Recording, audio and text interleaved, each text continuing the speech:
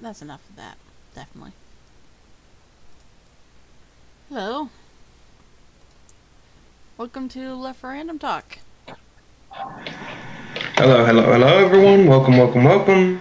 As per usual. As per usual, what?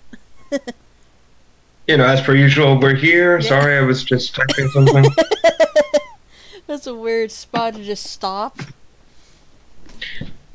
Sorry, I was sending the link to someone else. So, hello, hello. Again, welcome, welcome. Mm-hmm. All right. This is what, episode 45. Really? Wow, we're finally getting somewhere. We are 5 and away yet, from the halfway, from the first milestone. And yet, we still have shit views. Mm-hmm. Awesome. Anyway, I also wanted to mention, I spoke with a friend of mine. You know him. He was actually on one of the shows at one point. Yeah. Like live here with me. Yeah. And yeah. So I talked with him, and he turns out he also has a podcast that he does. And if you don't mind, just to kind of plug his podcast, he and his friends. Sure. Yeah, so they're currently up to 4 episodes, so they haven't been doing this very long. And yeah, I'm going to give you the link right here. His podcast is called the Grim Cash Web Show. Alright, I'm going to put that in the description. The podcast, kind of like ours, it's not much of a variety show, but it's more like they discuss anime and video games, mostly. So it's kind of nerdier, really. So, yeah.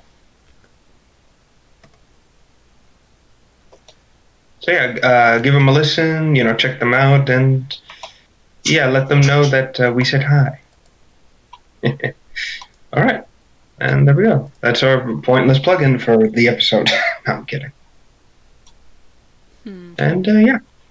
So, as per usual, like always, we always get the show started with a quick overview of the topics as per usual. So, yeah, let's get into it. So this week's topics are... Hold on, my internet went weird for a second. I.e. the scrolling on... Okay, here we go. So our first topic of the night is Star Wars Battlefront EA2. Player numbers are low in the wake of new content. It really is dead. The Borderlands 3 release trailer looks good, but feels a bit off. Not surprising. A new game I actually found, which I talk about, and that's called Darkborn. And we'll get into more of that in a bit. The other game that's recently been announced is called Moons of Madness, Lovecraft in Space. Yeah, kind of an oxymoron, really, when you think about it. Yeah. Sorry, something's going on with chat. Oh, just on my side of things. Keep going. Oh, okay, then reading. Yeah, talking about hard games. Why is it that games, in huge quotations here, journalists hate hard games so damn much? Trust me, we'll get into that. We'll get into that with so much salt and vinegar. Halo is coming to Halo coming to Steam's PC. A lot of great potential for this. Additionally, we will be talking about Yap Yap the Destroyer. You've never heard of this guy, have you? No. Oh, you're gonna love it.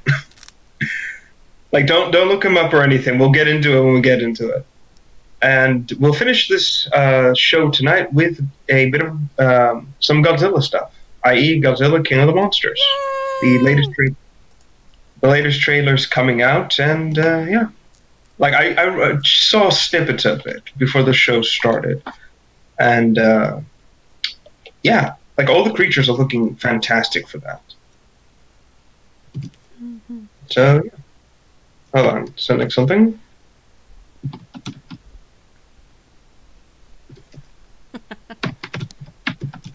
Now someone's just asking for something. So, yeah, let's get right into it and start with Star Wars Battlefront 2.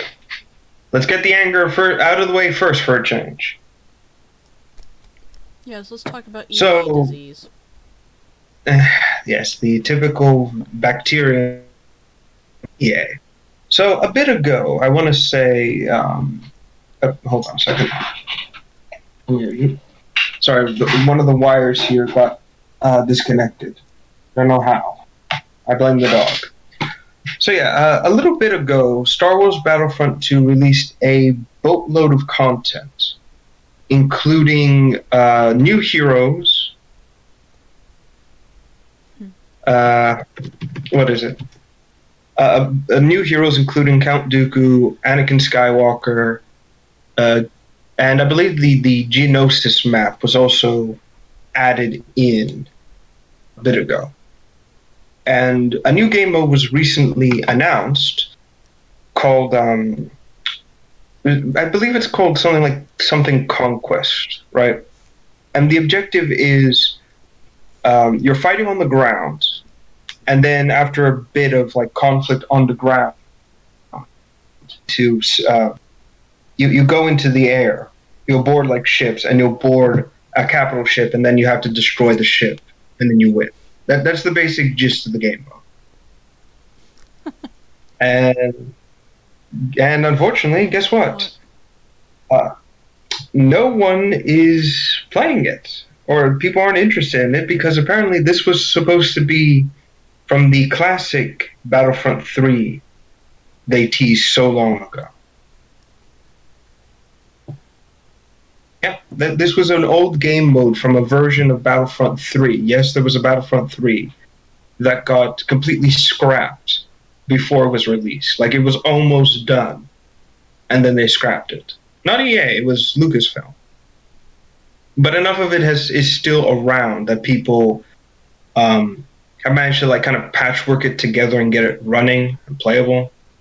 It's just really, really weird. Like, I don't even... It's like finding a bunch of like unused animations for a movie like, I don't know, Zootopia as an example, and then patching that all together to try and make a movie out of it. Boo. That's basically what it was. You know, and this was fan done. People, you know, it was the fans who put this together because they wanted to play this game so badly. But that was kind of the concept of this version was there was ground battles, and then you could take a ship and in real time fly into the air and enter a space battle. And you know, a lot of people were excited about that, were happy about that. And now this game mode comes out, and it's basically what EA's Battlefront should have started with from the beginning, not just here it is, you know, months later after they tried to screw everyone over. In fact, I'm just gonna pull up real quick to EA. I think it was like something capture like that. I'm trying to remember it as hard as I can, but I just can't seem to remember what it's called. Let me see. It was like not assault. It was like something else. Like, oh god, what is it called? Oh no, I wasn't actually listening. That's the thing. I'm trying to remember. I'm trying to Google this, but as you can imagine, it's just giving me a bunch of like mods for like, oh god, what's the word? A bunch of mods for the classic Battlefront 2, and I'm like, no, I'm not looking for the good one. I'm looking for the shitty one right now. Is this it? Galactic Conquest? No, that's not it. Oh my god. Hold on. You know what? I'm just gonna go to their YouTube page. Yeah, they have a YouTube. Not shocking no one, really. By the way, you know they also released like pseudo dev stream kind of shit, except it's more like, trailer and community managers talking about how awesome it is. Like, fuck off. You know? There's no love, there's no passion. You know, there's nothing in it. It's just humanly possible, and no one's. Just here we go. Capitals. No, sorry, go ahead. They're just making more, hoping to squeeze as much money as they can. Exactly. So it's called capital supremacy. That's what it's called. And I'm gonna be completely honest here. After like watching it and everything, it's boring. It's boring as hell. Like I said, the main objective is two cruisers, two static cruisers are in not even above orbit, just above the battle, and you and your friends are fighting with 12 AI controlled units. So right out the back, it's encouraging people to just play online. That's basically what it is. And the map is incredibly small. It is obnoxiously small to no end. And the amount of like, it's just so terrible. Boo. Like I can't even like. Okay, here we go. Like I'll show you this. Basically, this is like the game mode's objective. You're capturing command points ranging from A to B, basically. And because you're doing a command point capture system like that, the map has to be very small in order for it to work. And as you can imagine, due to the incredibly small size of the map, people are killing each other like crazy. There is no room to maneuver. You're always shooting each other. And, so you can imagine. It doesn't look like there's any opposition either. That's the other problem. The spawn point is one end of the map to the other, but the thing is, the amount of people you will have will just be at that beginning charge, and then after a while, they'll just all vanish on the map. Like, that is how unthought of this entire game mode is. It is what it is. Wow. It also introduces us to You're cutting out really bad. I know. It's bound to happen. I'm sorry.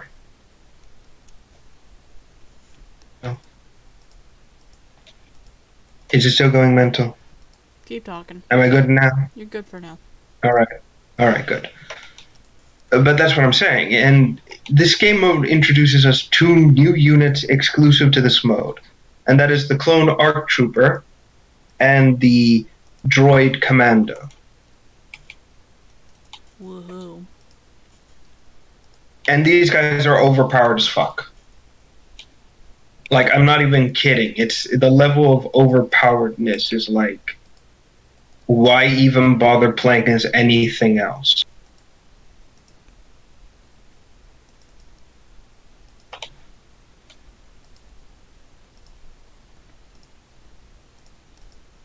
Also, I love the fact that the ARC Trooper basically has a bullseye painted on his helmet.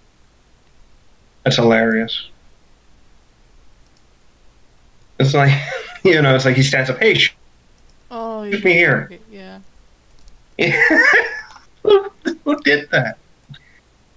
Oh, man, that's mean. That's funny, but it's mean. I mean, we both know there's zero chance they're even going to touch these guys up to be balanced. No. Especially for this game mode. And how incredibly, like, clustered everything is.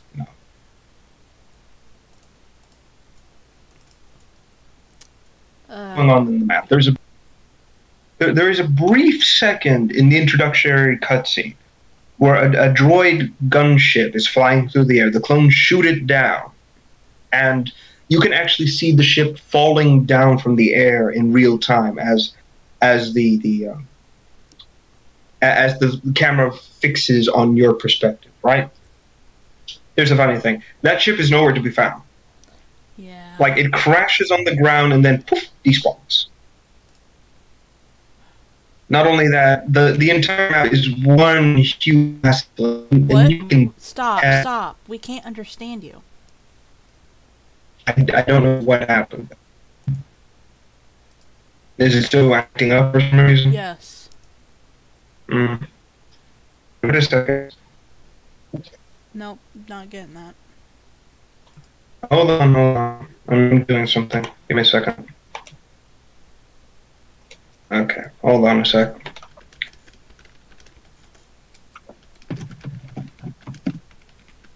Yeah, I can hear you. Okay, good. Hold on. No, I'm just gonna purge some useless files real quick. I know someone's at someone else's door. I can hear it. On your side or mine? On my side, I can hear like the neighbors losing their collective mind for some reason. Meanwhile, I'm just sitting here finishing off my pizza. Man. I blame the connection problems with my local internet providers. Mm-hmm. And given what's been going on as of late, I'm not surprised. This has actually been happening all over the place. What, the internet going mental? Yeah. Lycan, who's streaming right now, every 2 hours to 3 hours, he'll go offline for like a minute or so, and then come back. And he had his providers come out and say, you have a glitch here. They looked at it, they couldn't fix it. And now I'm having the same issue, but like the blip lasts for barely a minute. Yeah, no, I don't believe it's like blip or whatever. I think someone's fucking with the service as of right now. Okay, hopefully I'm stable now. Blame Article So I'm just 13. That affects the UK, not us. And the European Union as a whole. Now, what affects us is the net neutrality thing. And we'll get into that. It's not the show for it. Yeah, just not today. Yeah. But anyway, so what I was saying is that the entire map is one gigantic acid flip of the Geonosis map that they just released not even a month or so ago. The fuck? And that map is... What? Really? Reuse content? Yeah. The entire map is basically same aesthetic, same reuse props everywhere, smaller map size, and just hopefully nobody notices. That's basically what it is. Wow. Mm-hmm. Again, I think it's acting up again. Give it a second. No, we're understanding you. I'm just eating pizza. Okay. The voice connection thing is blipping. I'm like, motherfucker. It does that all the time. Mm-hmm. But like I was saying, that's the thing. The map is completely smaller than the Geonosis map. That map could actually have those tanks we see in the second movie dropping in frequently, and your objective is walk straight forward in this massive area. It was really cool. This is the only thing I'll give them credit for. They made an impressive giant scale war map. That was amazing. That's the only credit I'm ever going to give these guys. But this is one, just reuse everything. Save as much money as we can to squeeze these idiots. Introduce 2 new units. Ooh. To make matters worse, even the objective is boring. And to make matters worse, basically, the game mode goes like this, right? Ground battle, then space battle. Here's the thing. If you lose in the boarding segment of the game mode, right? Mm-hmm. Like if the enemy repels you successfully, you gotta play the ground mode all over again. Boo. Yeah. And it's so strict, too, that if the enemy manages to get to the last objective and you've already depleted their numbers... What?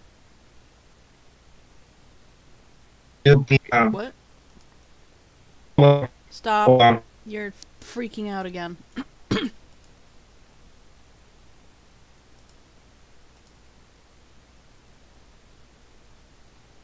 Nope.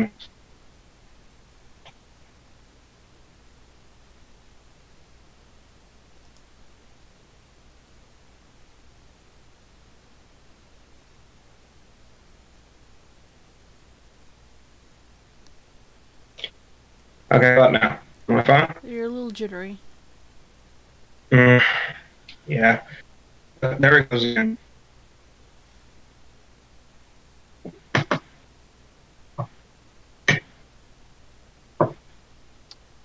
Do you think it's something on the server side? Let me look. Right.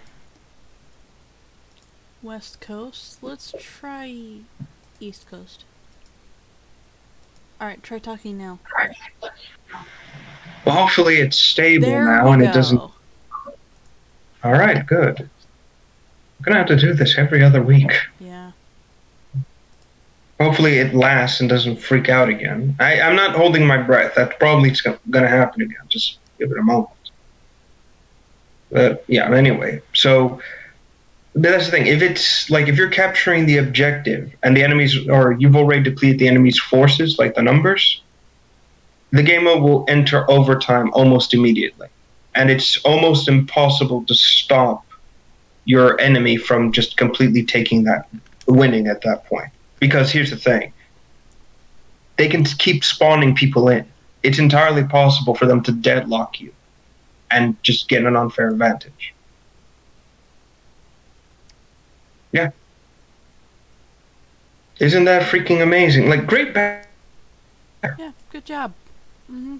Good duty. I'm just gonna go over here and play Battlefield. Or any other game that isn't this. How about any other game that's not owned by EA? Agreed. There's plenty of them out there, like Devil May Cry 5. Yeah, I'm still on that. I'm having a ball with that. Don't fucking stop me. But, yeah. As you can imagine, it's an unfair game mode, and from what I can tell, the fact that EA is pushing these game modes out so quickly, like one after the other, it tells me that they're screwed. The game is losing them more money and players than they expect. In fact, let me see something. I'm just going to check their numbers real quick. Let's see here. Player numbers. Let's see here. Yeah, by the way, it's almost impossible to find for EA's Battlefront game. Like, it's almost impossible to find the numbers. Not surprising, isn't it? Let's see.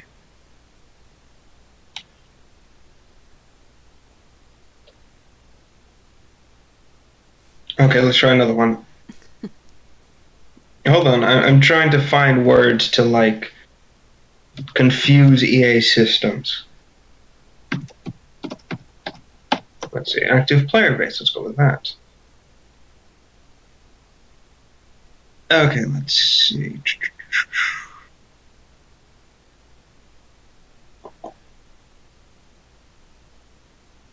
Nope, that's not it. Okay, let's go with get hip. Like that, I think that's an active like like player number thing. Here we go. Yeah. Okay. So as of right now, EA's current numbers that are playing it within the last 30 days is 273. Wow. You heard that right. That's 273 congruent players in the last 30 days. Their gain is negative 46. And their peak players was 398.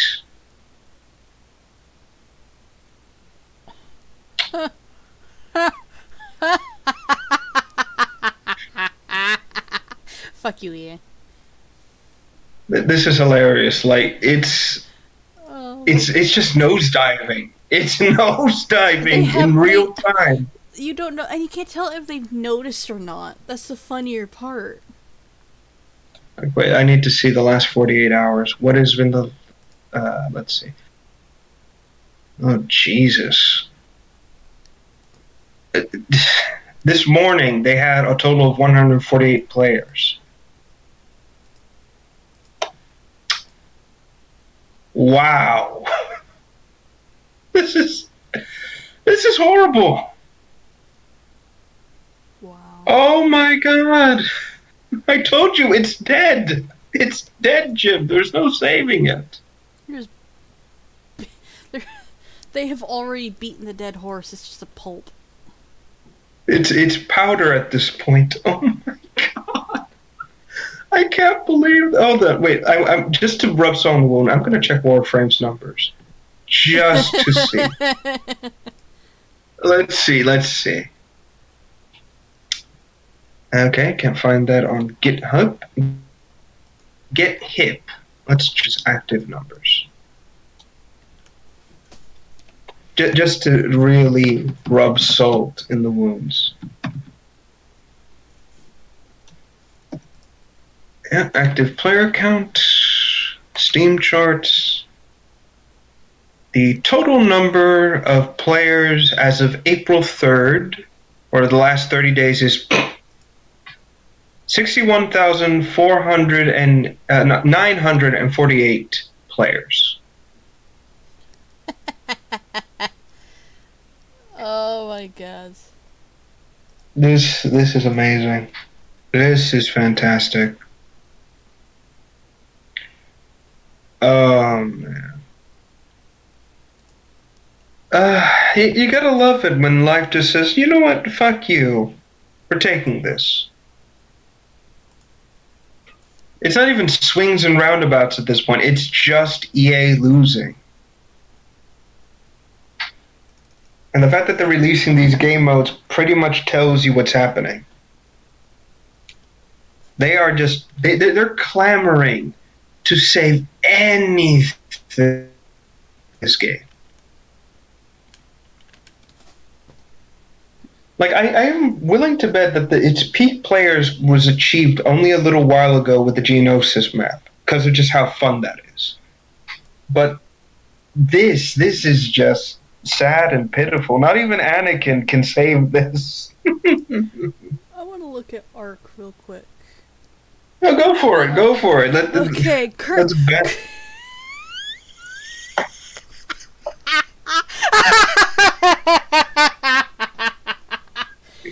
Oh, current players 29,821. Daily high is 50,832. Wow. All-time highest peak is 106,170, and the average low for daily is 25,950. Jesus Christ. Again, this goes to show you, if you treat your fans with respect and listen, you will win. When you try to treat them like grapes to be squashed, you're going to lose. Hard. This is fun. This has been a good day. Terraria. 15,000 current players. And that's it. It doesn't show a dip or anything. Starbound. Like I said, I'm getting hooked on this.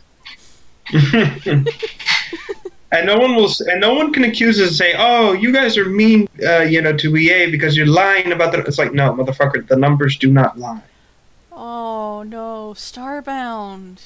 Oh no. 2,000 current players. It doesn't show a dip or anything. There you go. But like I said, this is just like I said, the only reason why people would likely stick around with this game is either because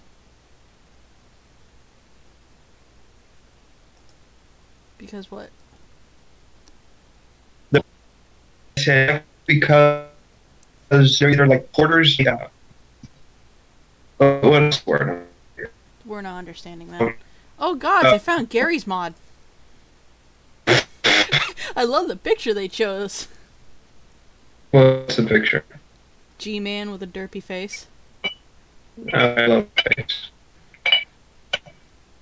Daily high today is 40,000. Daily low is 15,000. Current players is 21,000. All-time high is 69,000. Okay, you know that had to have been done on purpose. I don't know, but that's awesome. Man, but that's the point I'm getting at. It's just, this is amazing, really. But like I said, the only reason why people will play this game is either because you're porters getting as many models and resources as humanly possible for other projects, or you're just a diehard fan. It's either one. And not even a fan of Star Wars, just of EA for some weird reason. Or it's because that's all you got at the moment. Or that. You're stuck with it, unfortunately. Oh, that sounds mean. I'm sorry. Yeah.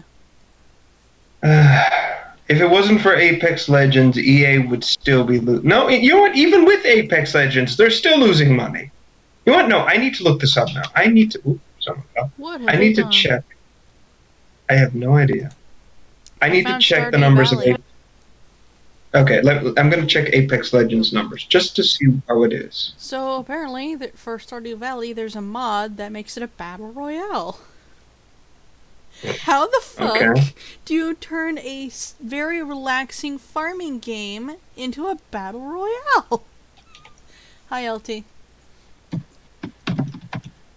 Okay, active player count. Let's check that. A month after release... okay, so this was in March 4th. They had 50 million. Okay. Let's see. Let's go with Game Revolution. Hopefully it's not some fucking article. Let's see here. Oh, fucking hell, it's an article. I don't care about shitty journalists. Fuck off. Where is it?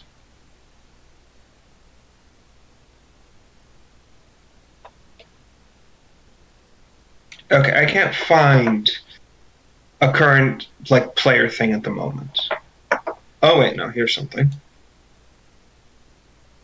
No, that's another insane jump. Okay.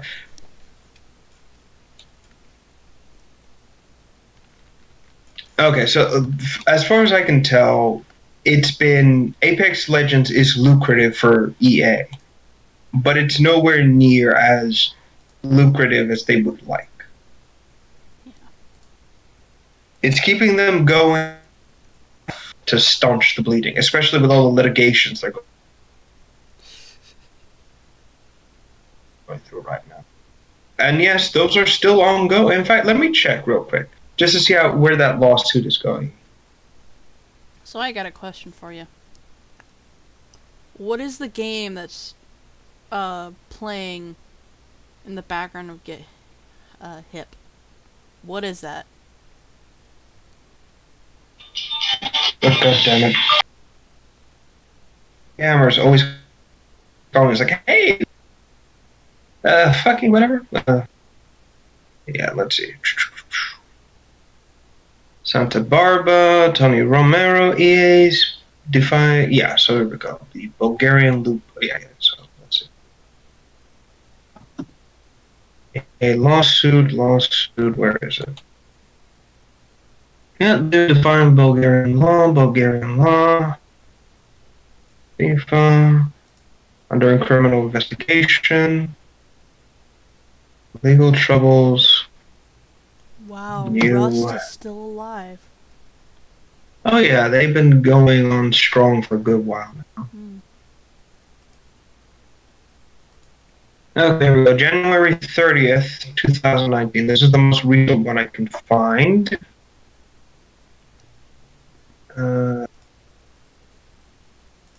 Okay, here we go. So EA, they're stopped. You're cutting out again. They loop box. Okay, here we go. Am I coming in fine? Yeah, fine and dandy. You're saying fine. Okay. Yeah, EA gives in to Bulgarian regulations, stops selling FIFA loot boxes in Bulgaria. Woohoo. So the law wins. Amazing.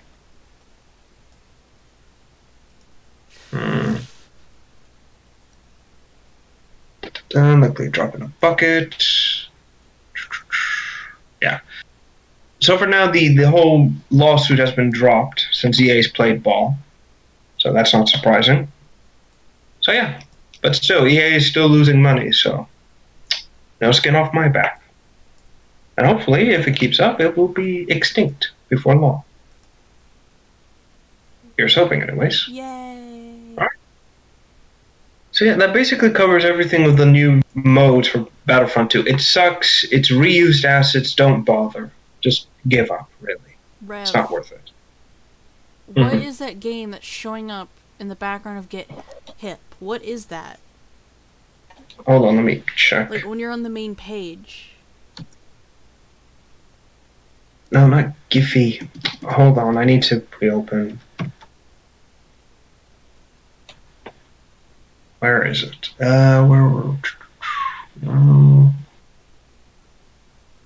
Okay, Get Hip. Here we go. Let me check. Homepage. I'm checking. Give it a moment. What is that? Okay, that's Overwatch. Does it swap out? No, it's showing one game. It's just showing scenes from it. I've never seen it before. I'm seeing Overwatch here for some reason. Well, I'm seeing like Techno Dystopia has like a bit of like that movie Surrogates in it. And hold on, I'm reloading the main page. Monster Hunter.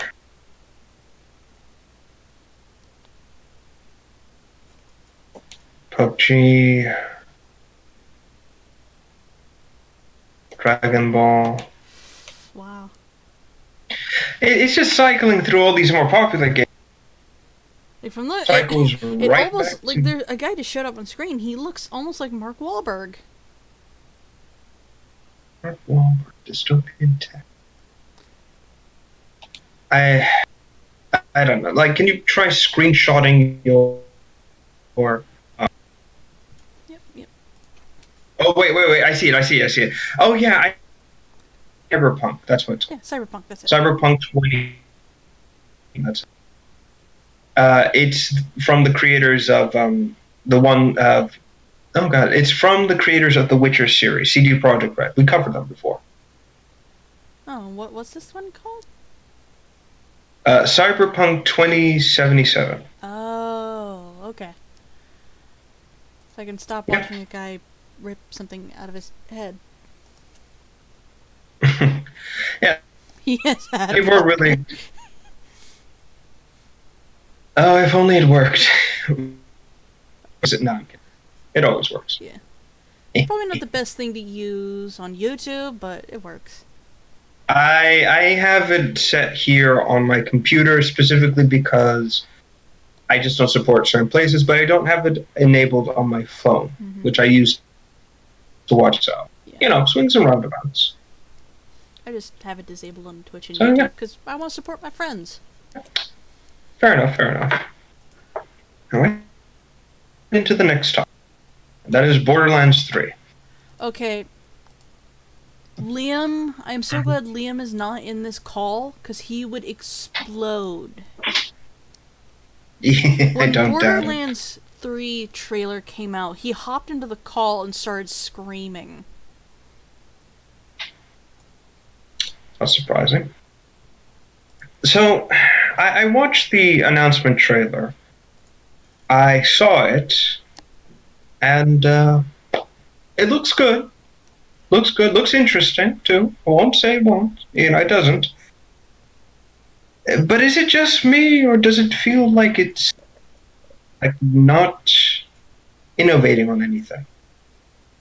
I don't know anything about Borderlands, so... Okay, let me... From what I saw, like the backgrounds, the locations and everything, it just looked like it was taking established places from Borderlands 2 and 1 and just bringing it back for 3.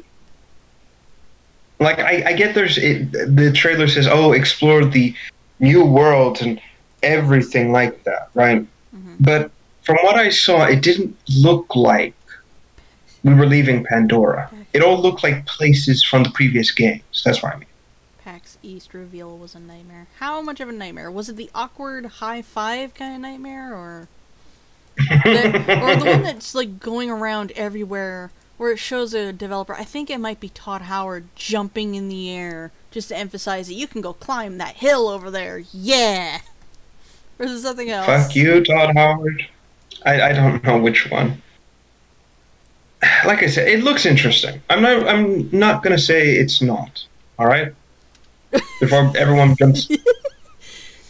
jumps down my what? I'm telling Liam, we're talking about Borderlands 3.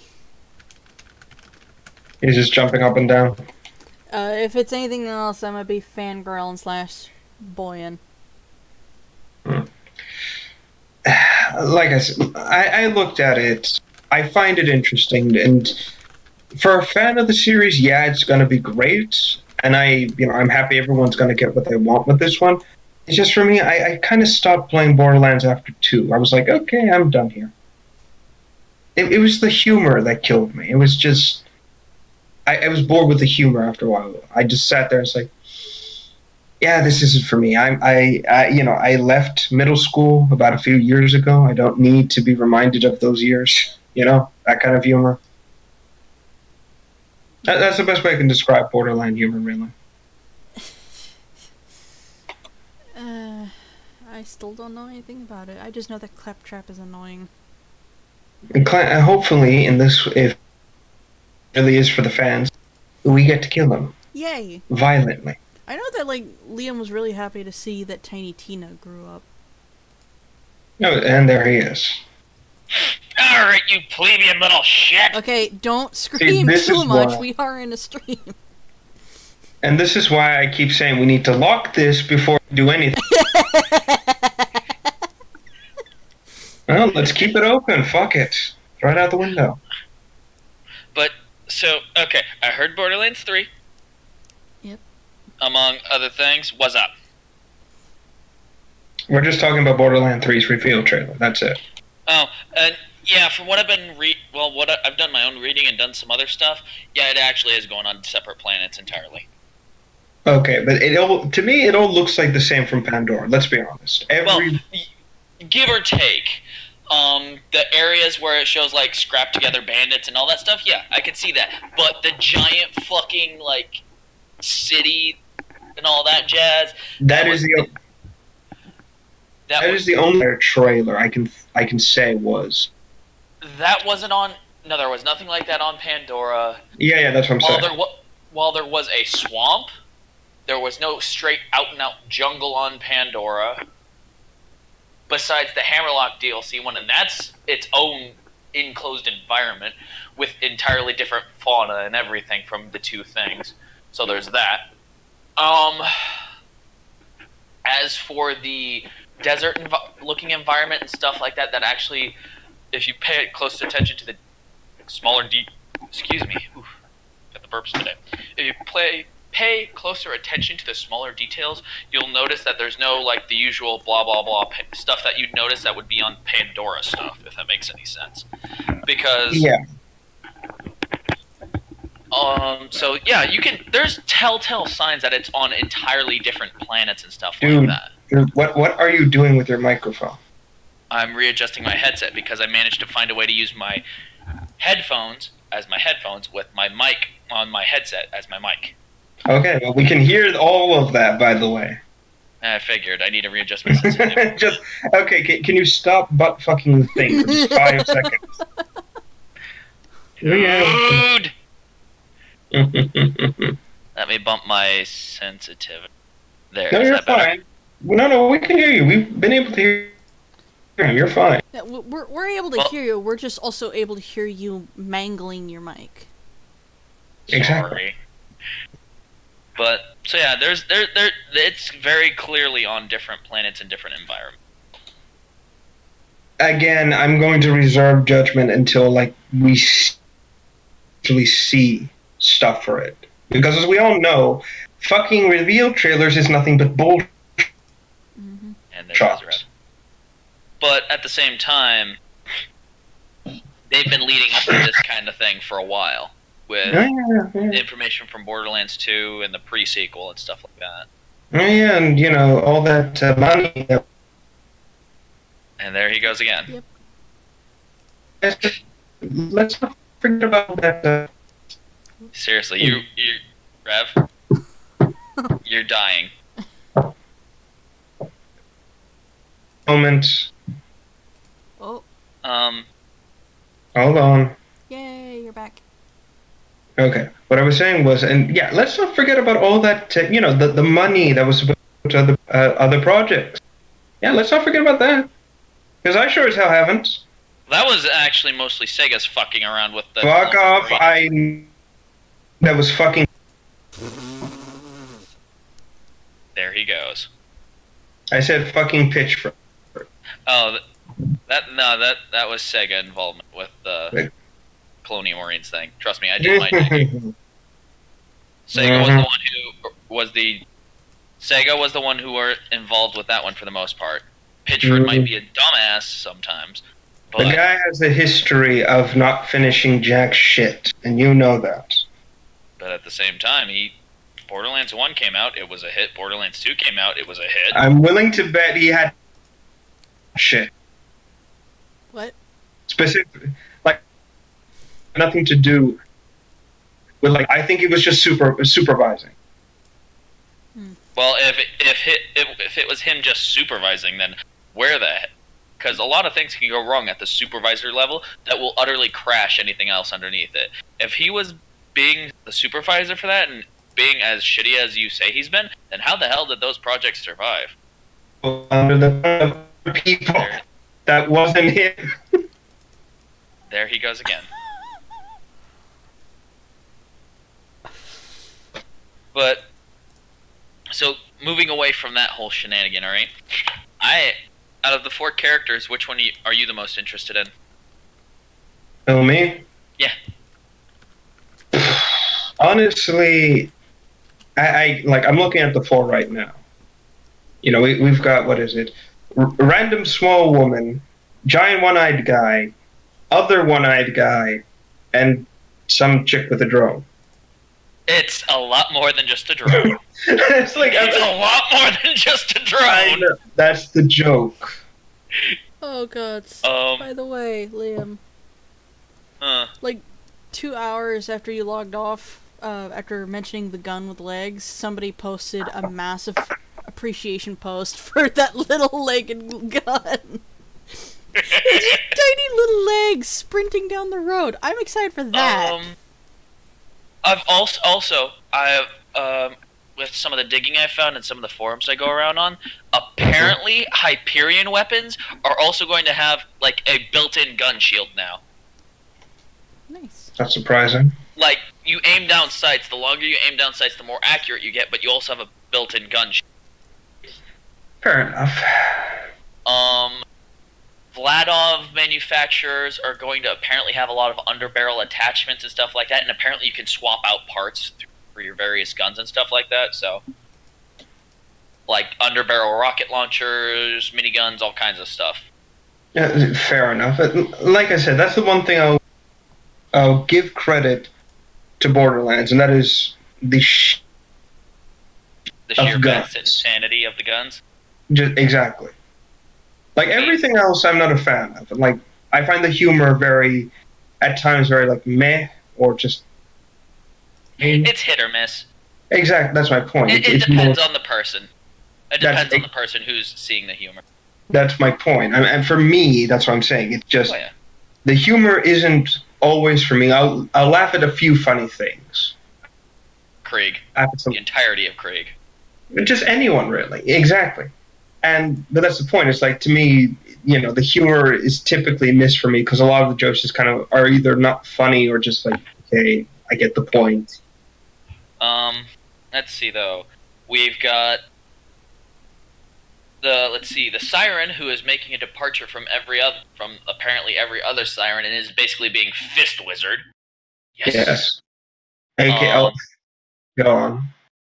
And apparently she's going to have a ground pound type deal, a phase lock similar to Maya, and a third ability I don't know of, as well as being able to beat the shit out of people with her phase arms. Maz and her bear mech, which makes me think she's a former Vladov soldier, because if you take a look at the helmet, it's got a Vladov type symbol on it, combined with the fact that, you know, bear and all that jazz, that kind of terminology. Maz, apparently you can modify her mech. So, well, it already comes with a secondary turret for someone to hop in on.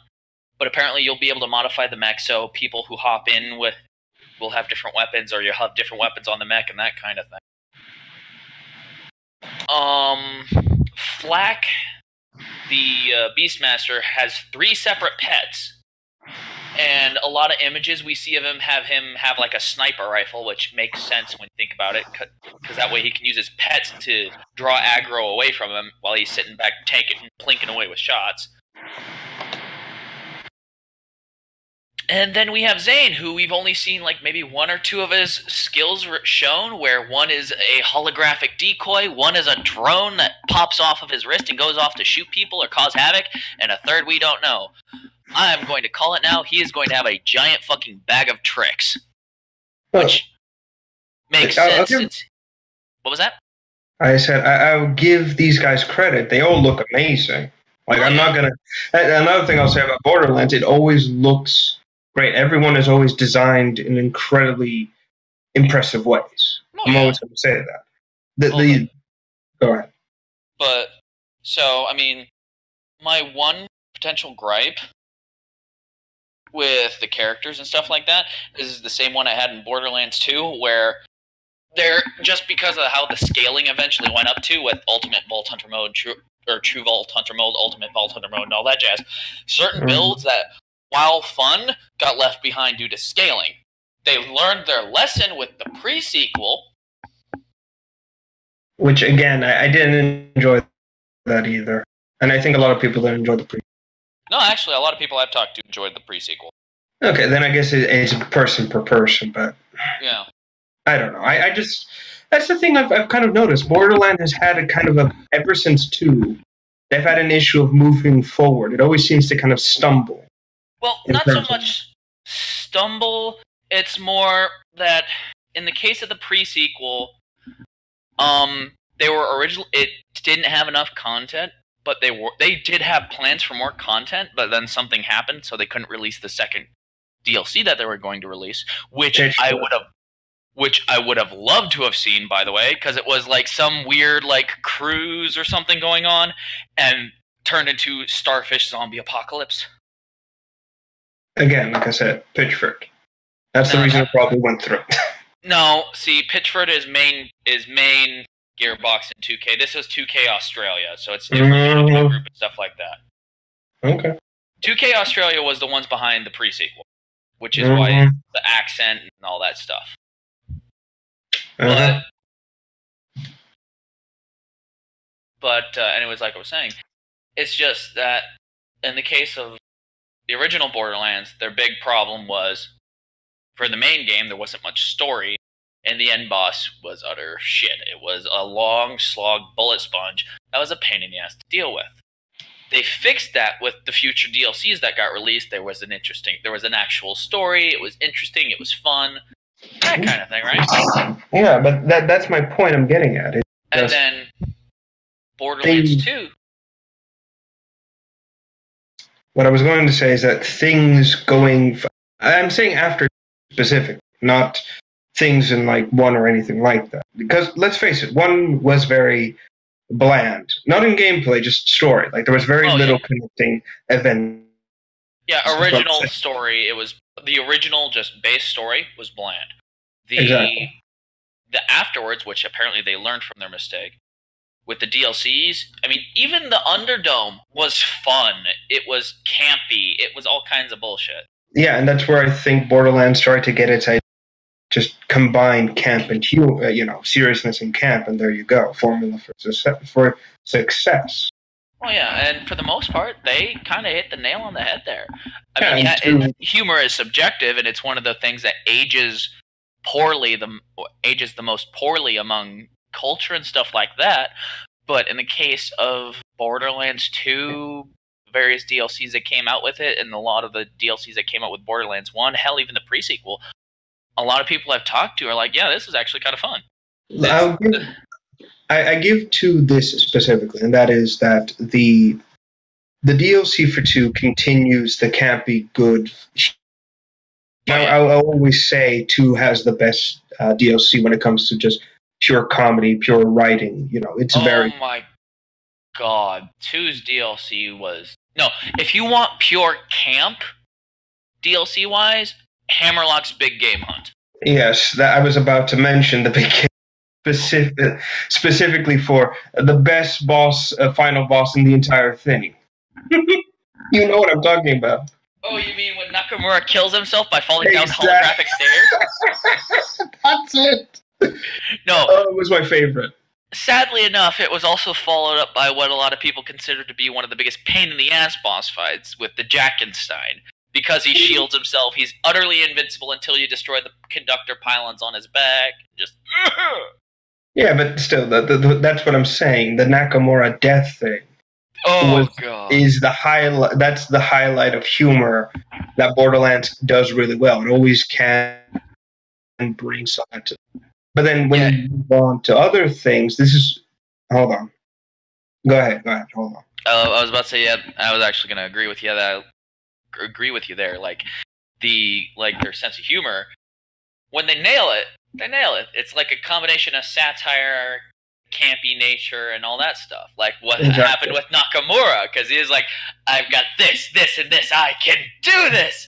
Slim, and then falls. Boom, boom, boom, boom, boom, boom, boom, and each hit on the stairs is a chunk off of his health bar. And I'm just sitting here with my brother because we were playing split screen on PS3, and we're just sitting here howling as the whole thing's happening. Mm-hmm. And that's the other thing I was going to get at. It's just this comedy and everything came to a dead stop with 2 specifically. No. Well, the pre-sequel, I don't know what you call the pre-sequel. Well, that's my point. It's because the pre-sequel sense of humor is there, but it's offset by extreme darkness. Well, not extreme, but you know what I mean. Well, no, well, in the case of 2, or the pre-sequel, the humor was there, and it had its moments and stuff like that, but the pre-sequel was more... It was more... Despite having the 5 or 6 characters, actually, it was more Jack's story. More Handsome Jack's story than anything else. Yeah, and that's fine, but that's my point. It just... The humor evaporated too often. It didn't become... what's the word I'm looking for? Center stage. Exactly, and that's where I feel the pre-sequel fails in terms of writing. I get it. It's supposed to be Jack's story of how he becomes the villain, yada, yada, yada. I get that. And there's nothing wrong with it. It's just it all felt drab and dismal. There was very little humor to actually make the player feel like, oh, okay. And I know I'm working for the bad guy, but, you know, at least I can laugh along the way. That's my point. Well, yeah. And I feel like that same kind of lack of humor translated into Telltale's story, you know, Tales from the Borderlands. Well, no, from what I hear, Tales of the Borderlands was also actually fairly well received. In humor-wise, that's what I'm saying. Yeah, the humor itself, yeah, it's... non-existent. Here's a better way of looking at it. Mm-hmm. 1 and 2 have their own, well, 1 is its own entirely different thing. But 2 is kind of the establishing moment, like humor and all that stuff wise for the series. Because once you hit 2, you'll see the improvements that were made in 2 were in the pre-sequel, were in all the DLCs and so on and so forth, right? Mm-hmm. Go on. But I think it was the pre-sequel and the Telltale games, like you were saying, is where they went into a bit more darker themes than normal, or rather they didn't have enough humor to go along with said darker themes. Exactly. And the other problem with the pre-sequel, not the pre-sequel, the Tales of the Borderlands is the entire time it frustrated me to no end, specifically because of the characters. Once you get over the whole, okay, now they're on their own, they have to survive, yada yada. At some point, I was fucking out. Fuck off. At some point in this entire endeavor, I looked at the protagonist and everyone, and my only thought was, why the hell aren't you idiots picking up bullets and guns? What are you doing? Why are you stupid? That's it. Well, go ahead. In a couple of the cases, I mean, with two of the characters, what's her name? She always does have a gun on the little pocket derringer thing. She's got that crammed up her sleeves all the damn time. Yeah, but that's my point. It's like, well, okay. She always has a gun on her. It's yeah, but just the situation, and I would say their own personal like training and stuff like that, or lack thereof, is the case where it's like, I mean, yeah, anyone can pick up a gun in the Borderlands series and be able to use it, blah blah blah, and all that shit. I mean, bandits. But at the same time, it's more down to, in the case of what's her name, she's more of a smooth talker. She's more the like violence and guns are last fucking resort because I'm no. She's a goddamn idiot. That's what she is. Let's cut the bullshit for a second. If you're in an environment where everyone has a gun and anything can turn in any goddamn second, you're a complete idiot for not having something with one extra, like with more than one fire mode, and two, a lack of fucking bullets. Even if you're not going to use them, you have to have something on hand. That's my point. She did. She always had the little two-shot Derringer type deal, and she always had extras. But at the same time, she relied more on her personality, on her words, to talk her way through shit. And for the most part, as you can see throughout the game, it works. It's just the situation she's in really goes to shit in a handbasket because Murphy is a son of a bitch. Yeah, and at no point after escaping and or killing the people that are chasing you, i.e. their grunts or whatever, you don't stop to say, okay, these idiots are going to probably be following us for a while and or hunting us. Let me pick up this SMG one of these idiots dropped and take it with me. Well, one of the side characters actually did that with a Well, there you go. That's my point. And there you go. That person is an immediate genius compared to everyone else.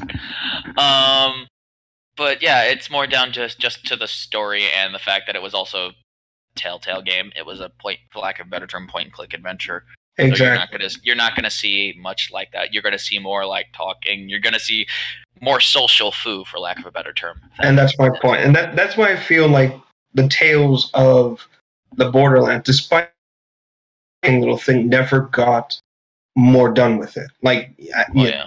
Well, like, it had the chapters that were done, and then they just left it. That's my point. Whereas, like, The Walking Dead has multiple seasons. This just had one thing, a few episodes, and it was done. That's my point. It really shows that you can't have a Telltale style game with Borderlands. It just doesn't mesh well. The writing and comedy is there, but what makes a Borderlands game, the shooting and the action there, is not there. Yeah. I mean, technically, if it had been on any other planet besides Pandora, it would have worked. Be real here. No. And the other point I need to make as well is that comedy was limited to two individuals for that entire thing. It was two sides of the story, not just two individuals. It was Reese, his buddy, and the robot, and then what's her name? The other chick, and their situation. No, but I'm saying that most of the comedy, most of the best moments in terms of comedy really come from the robots. You got Loaderbot with his incredible, like, I don't even want to say stilted. It's more like mono-voiced, semi-serious, semi-silly attitude. And then you've got the incredible innocence that is Gordy. You're not right. And that's my point. This is where the humor and the comedy come into full effect from these two, ironically, non-human characters. That's the irony. Yeah. And that's what I'm getting at. The problem I have is that Borderlands has been sliding down into an incline of, the main story, what this big thing is about. There is no plot. There is no goal to move forward. It's just situational. We have things that happen on the planet itself. That's my point. So go on. Well, if something else I would like to point out that is if you pay attention to the background information and stuff like that you can pick up, there's actually a lot more going on in the background. Most of it's just hints and tidbits, but you can pick up things like freaking how Atlas basically got wiped out as a company by Handsome Jack, Doll, and their whole issues with Sanctuary and the various mining settlements and stuff like that. We haven't heard anything about Jacob, but I wouldn't be surprised if we ended up. No, actually, we did. Jacob's Cove in the first Borderlands game with the zombie DLC. That was a Jacob's area, or a Jacob sponsored area, and you could see it. And if you paid attention and listened to how the PA system was always talking in this singular tone, you could tell that as a company, they're strict as hell. But this is my point I'm getting at. There's a lot of background information and background story. It's just they haven't been using it for actual story when it could actually be really good story material. That's the point. If it's background information and it's just for flavor text, then and you don't do anything with it, then that's it. That's my point. Borderlands as a series has always been a situational thing. But at the end of 2, with this whole, there are multiple vaults on different worlds, this is where 3 is kind of trying to master up this thing. And unfortunately, like I said, with an example being the Tales of, there is no real build-up to this. The moment you're going to get in, you're going to get plopped in just to, if not more, a lot worse off. Oh, well, all I have to say is I'm going to wait and see how it turns out. But it's looking like it's going to be a good game. Yeah, that's my point. It's like, this is what we have to do with this game. First off, let's ignore everything in the reveal trailer, except the characters. That's it. Let's ignore everything else, because let's face it, half of that shit's probably not going to be in the game. That's an unfortunate fact of life. I don't know so much about that. Like I said, I've been looking at a lot of the background information on this. And look back to any other reveal trailer for a game that's come out, and then get the game and look and see if anything in that trailer actually was in the end product. That's what I'm saying. Okay, I see where you're saying with that. But at the same time, I've seen a few games that have done that. Yeah, Borderlands series has been one of those games. Again, until this game comes out, we should reserve judgment. I will cover this for the show when it comes out. So, there's that. Oh, yeah. But right. If we're just going to look at the 4 characters, well, I mean, I will say Moz, the soldier, the bot jock, for lack of a better term, does look like an interesting evolution of the various soldier archetypes, if that makes any sense. Because we had Roland, who was basically the support gunner / leader type deal. And his turret, while useful, was really limited. If you went down, it went down. All kinds of stuff, right? Mm-hmm. And then the evolution from Roland to Axton, you could tell there was a difference there between the two different, story-wise. You could tell there was a difference between the two types of training and the equipment they had on hand. Whereas Roland was Crimson Lance and had the training for support gunner and all this shit. You could see that Axton, it was in his name. He was the commando, right? All of his stuff was, it's like normal soldier stuff, but a lot of it was a twist on it. For example, you could take your turret and throw it at someone and have it explode in a nuclear blast. Or you could replicate it, toss 2 on each wall, and have an overlapping bubble shield. Like, there was all kinds of different craziness there and all that stuff. It gets even crazier in the pre-sequel with freaking Wilhelm being a literal cyborg commando who, as you level him up, replaces bits of his body with tech and gets to this point of being a nigh invincible juggernaut who's running at you even though you've dropped his HP to 0, and he's still shooting. He's shooting off bolts of lightning, and he's got drones that are healing his teammates and shooting the shit out of you and your buddies. And then that's a hard act to live up to. Is Wilhelm, as far as this whole soldier line goes, is Wilhelm from Borderlands the pre-sequel?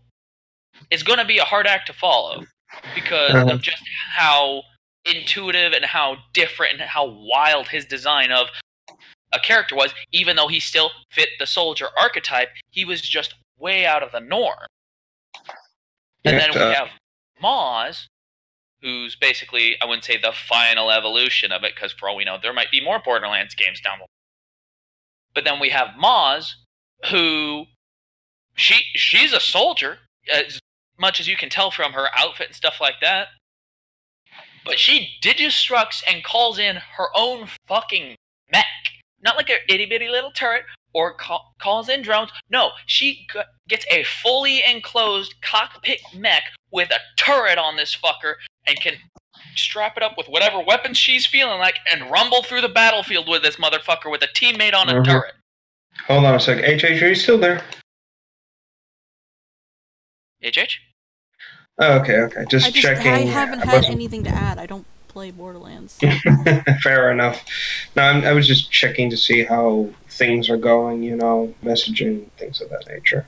So, I mean, if my big hope and greatest fear for Maz is that while she is still the soldier archetype, as you can kind of see with how she's dressed, how her physical design is, and all that stuff, is that she's like Wilhelm and goes completely outside the paradoxical norm. Okay. And then, let's see, 1-2 pre-sequel on with what's another character that got so radically different with each different version? Because we discussed this whole soldier thing. Mm-hmm. The sirens. Here's a really good one. Because Borderlands 1, you had Lilith. She was focused on elemental stuff, focused on SMGs, that kind of thing, and her phase walk, where she dip into an alternate reality, walk around for a bit, and then dip back into our reality, causing an explosion, right? So that was her phase walk. Then Borderlands 2, we have Maya with her phase lock, where it's just like, you get up in the air, you're staying there until everyone can shoot the shit out of you. Where she's this CC bot / support character though, because she's got abilities that heal teammates. She can instantly res people from being down by using her phase lock on them. She can do all kinds of different stuff, but she still kind of has the same core gameplay, based on having elemental affinities and stuff like that, right? Right. Another thing I should mention. Yeah. Borderlands won't be coming to Steam, but will be yet another Epic exclusive. 6-month time lock. For 6 months. Yeah. We've already covered how bullshit this is. Oh, trust me. Everyone else is doing it, and I have a feeling this is actually pretty decent by Pitchford. I have a feeling that he basically called this shit out, and he's probably the reason why it got leaked in the first place. Wait, what do you mean called this out? Like, he's the reason why it got leaked in the first place, is what I'm saying, probably. Oh, given that idiots can't shut the fuck up, I'm not surprised. No, not in like a case of a fuck up. No, he knew the PR nightmare this would be. Mm-hmm. Oh, he knows about PR nightmare. Well, let me finish. He knows how bad of a PR thing this would be if everyone knew about this until last minute, right? Mm-hmm.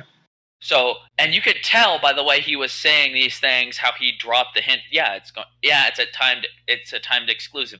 Wink, wink, 6 months, so on and so forth. All this jazz. He gave out so much information with this, which makes me think he knew about the leak, that he might have been the source of the leak, for lack of a better term, and he wasn't happy with this whole timed exclusive deal. Mm. So that's why he's like, here we go. Here's the deal. I'll do what little damage control I can do, given the situation, and then they moved on from there.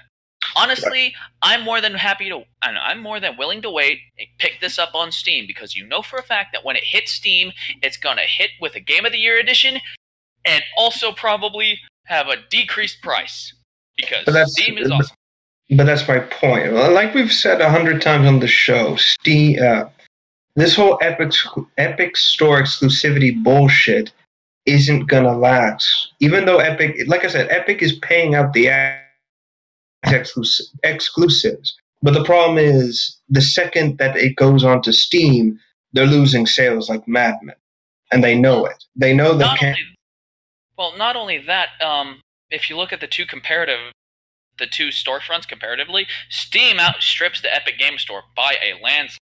And that's not even getting into the accusations of the Epic Game Store being a basically malware platform for Chi-Com's intelligence community. Oh yeah, again, we've covered that on the show before.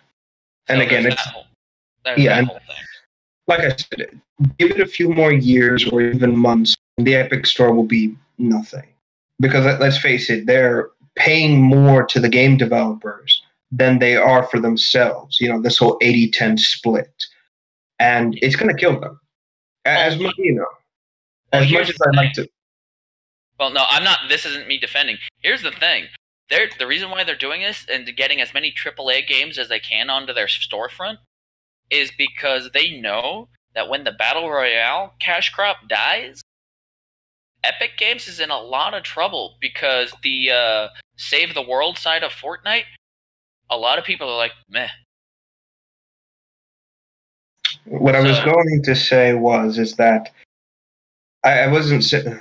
Now I forgot. Thanks. You're welcome. No, what I'm saying is that Epic, like I said, it can't compete fairly. And as typically, I like to say, support the game creator, not the publisher, never the publisher, only the creator, the people who actually give a shit about this stuff. Well, some of the publishers are actual decent folk. We're not getting into that. It's just that the majority of them are shithead. Anyways, what I was saying is that the Epics, like I've always said, support the. Excuse me 1 second. And something real quick. 5 seconds. I'll be right back.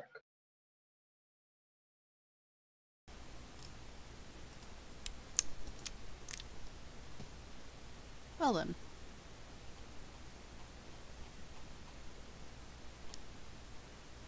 Don't mind me, I'm just uninstalling Epic Games Launcher. You actually had the Epic Games Launcher? Because Slime Rancher was free. Anyway, what I was saying is, under normal circumstances, I would say yes. Always support the game, the people themselves who make these games. However, there is the unfortunate truth is that you need to make money. It's open. That's the unfortunate truth of the matter. And unfortunately for Epic, because they're doing this whole 80-10 split with the game creators and or publishers, they're losing more money. And they're going to... Oh, God, what's the word? The second these exclusivities dry up, and the second the sales go through, fall through, that's it. That's the end of Epic. And they know it. They're trying as hard as they can. Eventually, it's just gonna collapse. It's only a matter of time at this point. Yeah. Anyway, I think we've covered everything in Borderlands 3 or at least as much as it's going to come out, or has. Also, Swole Siren is best Siren. Right. So, yeah. And I'm sorry, I have to say that. I am contractually obliged to say that. No, you're fine, Let's see, where are we in terms of all this? We've been going for an hour, haven't we? In total, you guys have been going for an hour, yeah. Just the entire stream's been going for an hour. Right. All right. Well, I think that covers everything in terms of Borderlands 3. So right. In the background, I have a 30-minute long short playing, with no sound, mind you, of Dodo Gama's life, where he's just sitting there sleeping. And that's it. Dodo Gama is best. Yeah. Now, he's no Clifford, mind you, but Dodo Gama is best boy. Yeah. Anyway, so yeah, that covers everything. So I suppose the third topic out of 7 for today. I got people walking up and downstairs, so I might have to mute myself. Oh no, you're fine. So we'll get into the next one, and that is Darkborn. Has anyone here heard of that? I saw a trailer for it while watching YouTube. I've heard bits and pieces, and I've read bits and pieces, but nothing really major. Alright, well, basically, recently, a gameplay gameplay was revealed for Darkborn about, I want to say 15 minutes, something of that nature, give or take. I'll be back. I got some testing. I gotta help someone out with a mod. They're doing some changes to a very important item in the game, so I will Okay, alright. be back. Alright, if you can join back, that'd be fine. He's gone. Right, basically, the concept of Darkborn is you play the quote-unquote monster, you know, the non-human creature. But you're not the monster, you're not evil, quote-unquote. Yeah. It's completely based on more Norse mythology, Viking sort of thing, where you play, I think it's something called like Dark King or something like that. I'm not entirely sure what it is, or what they're called, but basically a species of very strange humanoid monsters. And you play as the middle child of two adult monsters. Actually, I have an image right here. You're that one, the one in the middle of the pile. The bigger one or the tiny one? The bigger one. Okay. Basically, this shows that as you're sleeping, a weird voice says, "Wake up!" You know, something's happening. The adults wake up. The baby wakes up. You are the last to wake up, and then, well, it's rather horrible. Humans, people seeking your family out specifically, or your kin specifically, have come invading your home, your cave, and are just killing everyone. They capture your parents, and when you come out of the little, like, den, like, just in the cave, the den itself, you witness your little brother getting murdered. Like, 5 seconds in. Already hitting the ground running. Wow. Yeah, the moment I saw it, I was like, oh, this is not going to be fun. Shit. It's a horrifying thing, and there's a moment where I think it's entirely possible for you to save the younger brother just by stepping out into the light and getting their attention. I think it's possible. I don't know if it is. If it is, then, hey, that'd be better than nothing. Yeah. But basically, from there, the game plays as the following. You come out of the cave, and you're stalking. You're trying to find your parents who are chained up and are being tormented by these humans as part of some kind of ritual. You go in, as a little one, you're walking around on all fours, kind of staying low to the shrubbery, just like a scared infant. Yeah. You know, staying out of sight, staying out of the line of sight of the bigger predators. Another point is that you can actually fly. You have wings in this game. Wow. But it's not like traditional wings, like there's bone and everything. No, it's more like squirrel wings. No, skin flaps on the sides. Yeah, on the sides of the arm. And basically, you leap into the air and you kind of sort of glide, in quotations, to reach new areas. You have an ability to see blood. You know, everything turns black and white, but blood is blue. So you can track that. It's very clever. Yeah. The trailer shows you, or the gameplay shows you, sneaking into the human encampment, and it turns out there's a ritual. One of the man who murdered your younger sibling apparently drinks your blood, or something of that nature. They call him like the blood drinker or something like that.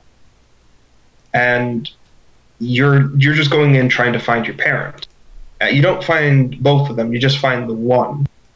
And this one's completely chained up. It's bloody. It's been mutilated. It's in pain.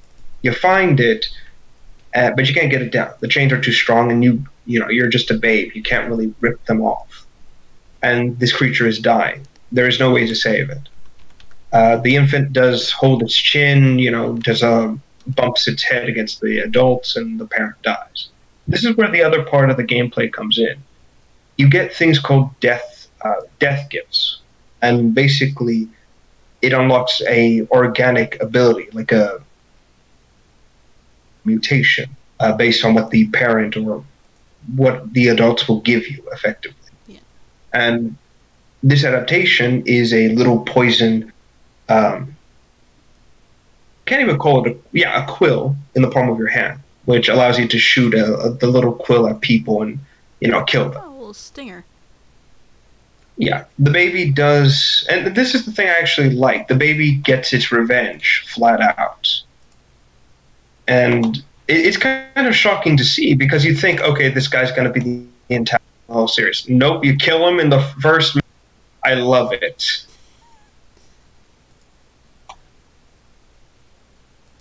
It's just sudden. It's like, oh, okay, yeah, this works. This tells you they have plans for more. Oh yeah, but this is where the other bit of the game happens. You kill the guy, you bite out his jugular, and he passes away in pain and agony and fear, which I feel like this is appropriate. Yeah. Considering what happened. And the baby eats him. And here's the crazy thing: you what? Grow after. Oh, I'm sorry. The baby eats him, and you grow up. Like right then and there, in the time it takes you to like rip off chunks and eat. You're humongous. You're already in adulthood. It's crazy. Like, it kind of implies that this is like how these creatures grow is based on how much they eat, I think. Don't quote me on that. Yeah, and I actually like it. And this is where the change from stealth to fucking murder everything and everyone you see. It's amazing. It's actually, the combat is very visceral. Basically, you're an animal so you're just beating the shit out of things with your claws. Yeah. Size-wise, you're pretty. Like, hold on, let me see if I can find it. Ah, here it is. This is a good sense of scale, how big the Darkkin is compared to a human being. Just to give a general idea.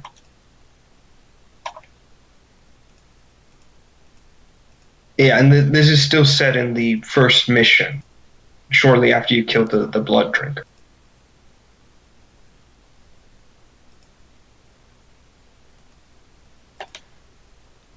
Wow, look how shiny that is. Oh yeah. Again, this is the only thing I don't like about the game is how, the babies look plausible. They look like, like an actual human monster hybrid, but the adults are very chunky, weird, very, very peculiar and strange. Anyway, the whole thing ends with you fighting a champion in a little arena, and you get another ability, a vine whip, a literal vine whip. Like, it isn't just the Pokemon name, or the name of the attack, I should say.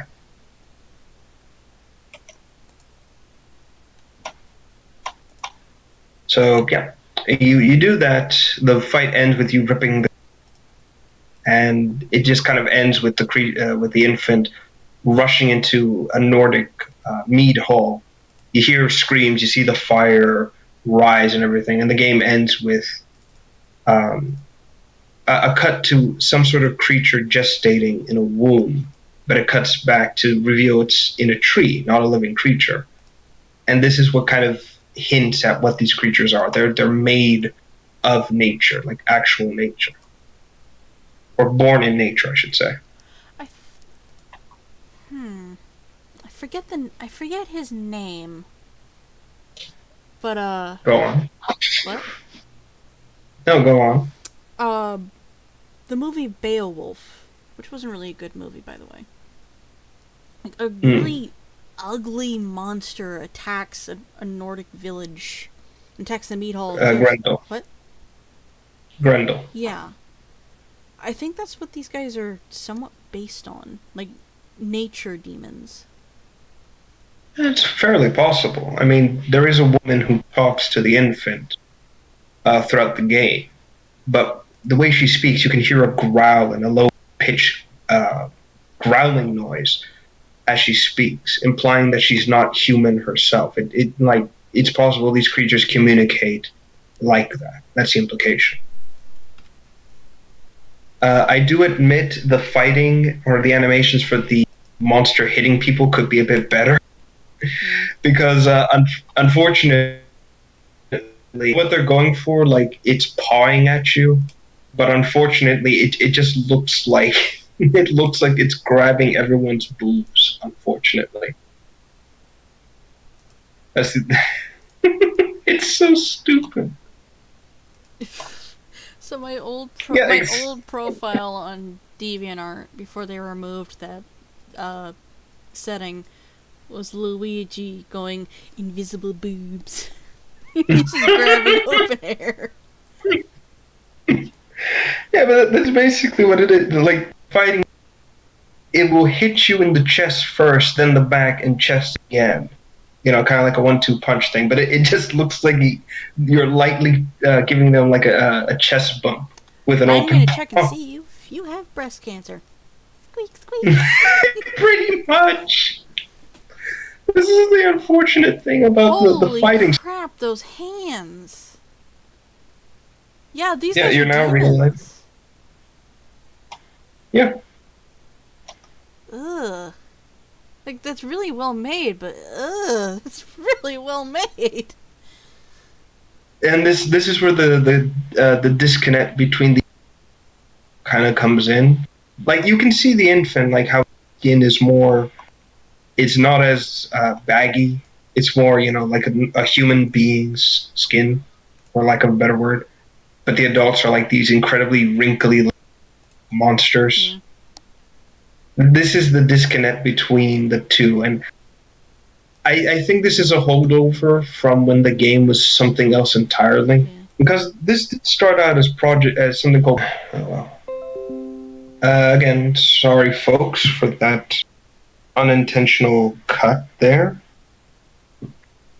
Assuming we're back. Mm-hmm. And it doesn't just say stream offline. Yeah, stream died. Okay. So give it a second. If it's back in working order. Okay, it looks like we're fine. I don't know what's going on with my internet provider. This has actually been happening in more than one place. But every few hours or so, I'll lose connection for barely even a minute. And it sucks. Yeah, so in case I cut, so it was called Project White, you know, WIGT. Mm-hmm. And it was basically, you were only playing for the monster's point of view. There was never a point of view other than your hands, quote unquote. Mm-hmm. And yeah, but now we have a full, both the adult and the infant versions of the creature looks like, what I call Darkkin. And again, it's clear that the adult model, the holdover from the from that alpha version, and the baby's recently been made. And it's very obvious, considering, like, when you see the tufts of fur around the neck and compared to the adults, they're not there. Yeah. Yeah. Again, I don't know how to feel about the design.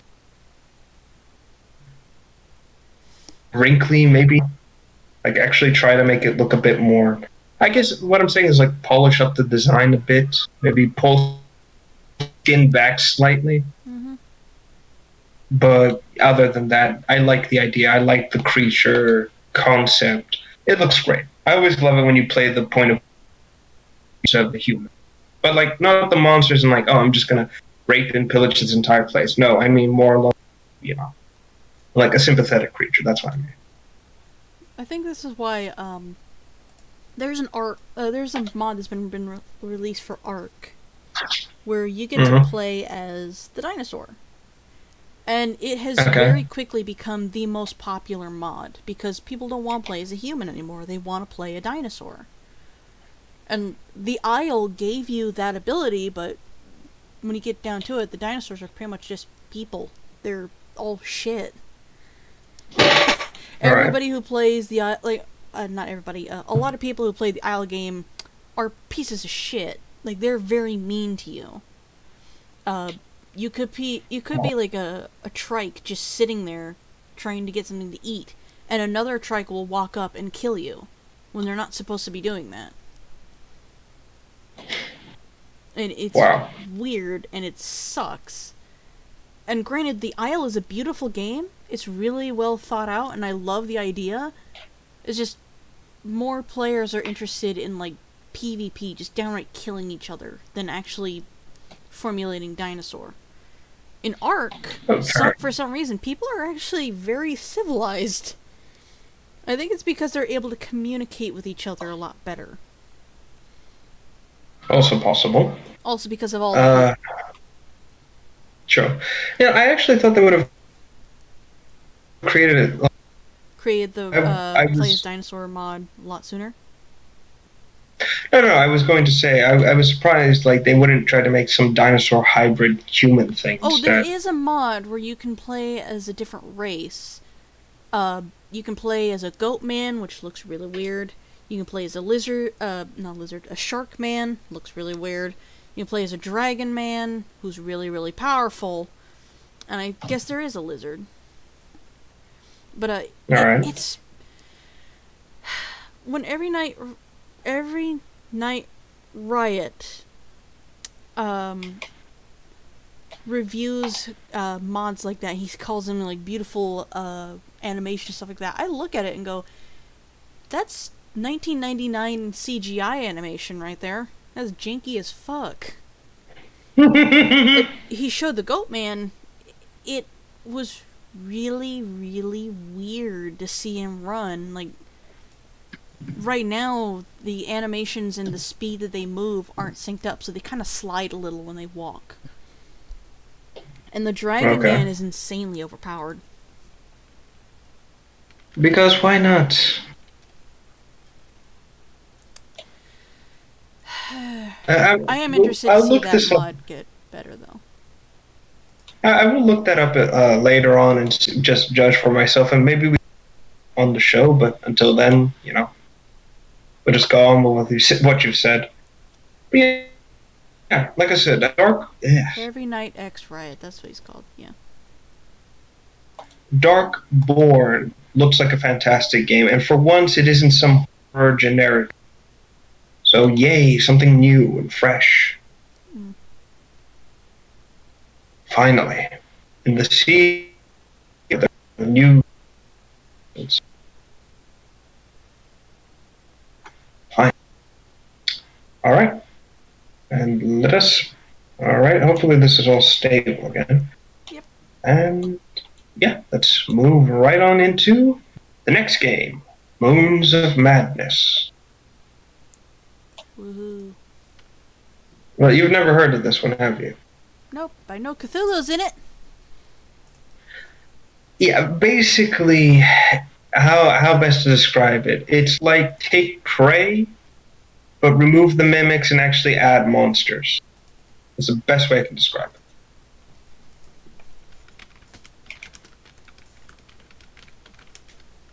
From what I saw in the plot synopsis of, well, the trailer, I suppose, you are,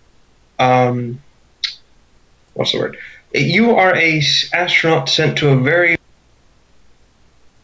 likely won't see anyone ever again, but you're in contact through like telecommunication. Yeah. And you're mining this planet for some reason, and then unleash hell by a complete fucking accident, basically. So Doom. In a sense, except there is no Doom Marine, unfortunately. Thank God. Yeah, thank gods for the monster, not us. But yeah, basically, from what I can tell, very heavily inspired by Lovecraftian horror. With a lot of it taking inspiration for like things like madness and things of that nature. Here's a good image. Oh. Let's kind of set this right here. Hentai. I at the immediate moment just remove Moons of Madness and Japanese hentai. Hentai. And of course, one of the has been seen like throughout the entire trailer, and I love it because it walks in such unnatural ways. It's like the human form does not suit it in any way whatsoever. Whoa. Like, yeah, like it will like fold in on itself and try to walk on like all four, and only go into a human mode when it's like still. Like this thing is not used to, and I love it. Wow. Yeah, and this is the thing. This whole planet looks depressing as it to be a desert with the only man-made structure being your base, and then I guess slowly as the horror is unleashed on this place, you're slowly and slowly being faced with like more Lovecraftian evil. Like the underground areas, if you look at the underground areas, it's clear you're like inside something. Like this is a living thing I'm burrowing into, basically. Here it is. This is yeah.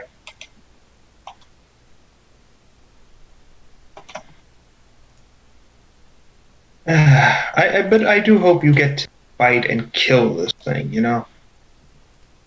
I got no problem with like, oh, humanity's so hopeless against these monsters. I got no. But after a while, you're just kind of like, okay, we get it. Can we fight back or not? You know? Yeah.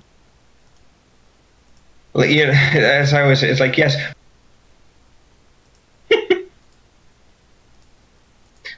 I'm only getting like every third word that you're saying. Oh, I'm sorry.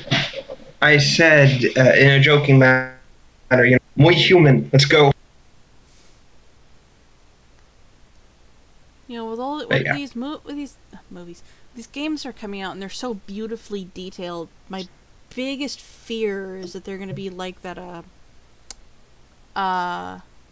one game we reviewed and warned people not to watch. It was a really visceral one, the demonic one. What was it called? Where you're a person in hell and you have to avoid the demons, something like that. Oh yeah. Agony. That's it. Yeah. Still would not recommend that one.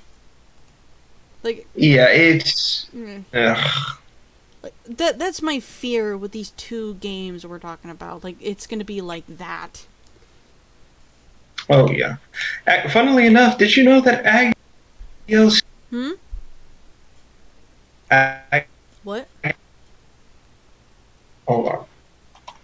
I said Agony got a DLC. Oh, good gods. Yeah, I'm looking it up right now. Let's see. It was called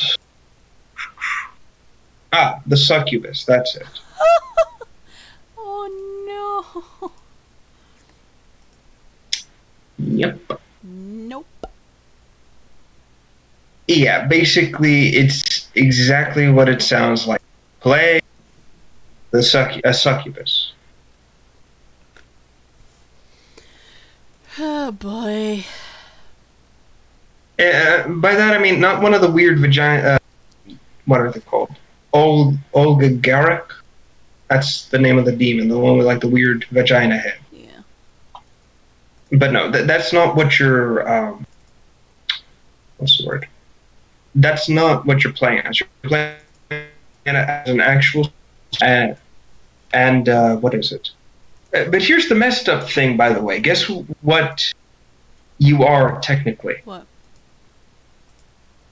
There is another ending in Agony. Remember when we talked about it and there was like 3 endings to the game? Yeah. At the time. There was like Doom Humanity ending, Get Consumed by, Get Your Soul Trapped by Satan ending, and then King of Hell ending, right? Right.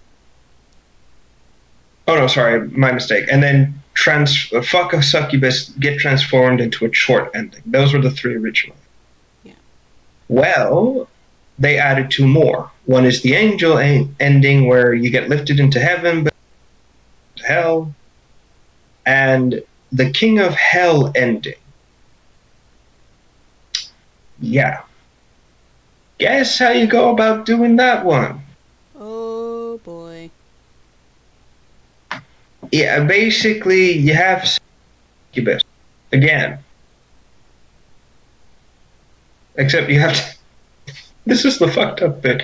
You have to find a virgin succubus. Oh no. How? How is that a thing? Freshly created. I don't know. I just. Oh, it's. But it's more fucked up. I'm not even going to say how fucked up it is. Like, there's a whole other layer to the stipulation. I'm not going into it. But basically, you get what you need. You become the ruler of hell, right? The DLC is you playing as your daughter, the succubus child. Oh no. Fully adult, by the way, not an infant. That out of the way first. Thank God, at least. But yeah. And your objective apparently is... What was it? Go through hell, kill demons, fight your way to the castle in hell, and then claim your prize as the princess of hell. Like next to your father. Wow. It's not... Salvage this fuck thing. It's just it's not even any better. That's the worst part of it. It's just. Oh no! Wait, sorry. It's not a DLC. It's a spin-off. No. No. It's here we go. Mad Mind Studios announced spin-off game Succubus. Oh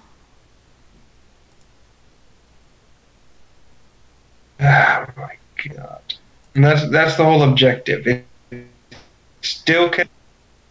You're just trying to rule as princess of hell, and you can fight back against demons. Why?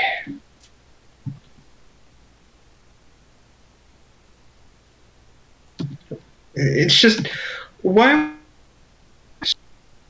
Nobody cared about Agony. Why would you want to keep this game, this quote unquote franchise going? You know? It just and to make matters worse, everything is pretty much the same as the game. It's just, now you're playing as this creature. It's like, fuck you.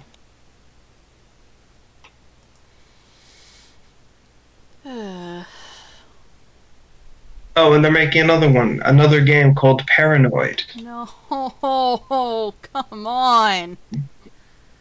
Mad Mind, stop. You can't make a horror game to save your fucking life. Don't bother. You can make a pretty gruesome mind-fucking game like Agony, but no, not a horror game. Just, you know what? How about this? Make a digital there. Just do that. Digital what? I'm sure you can't.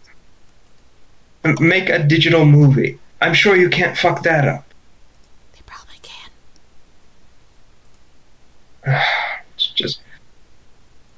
I know your fears here, and I'm really hoping neither of these games are like Agony.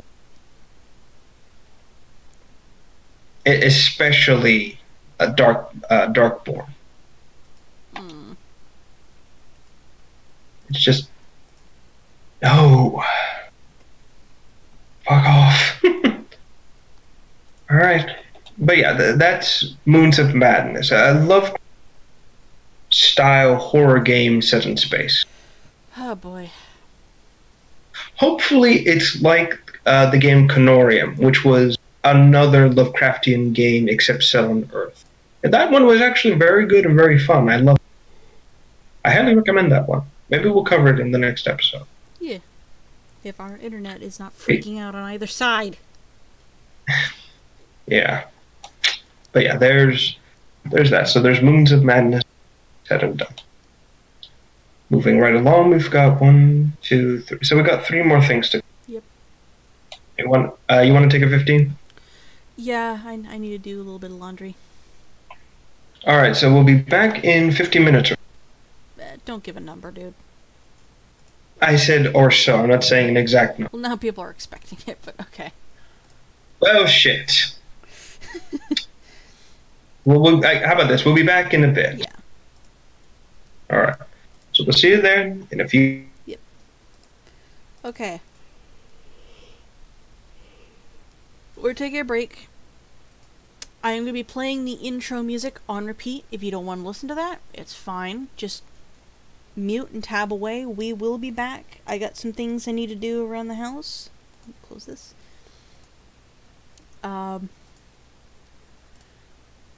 I try and encourage that we don't say that we'll be back in a few minutes, because then people expect that. But we'll be right back. See you in a bit, guys.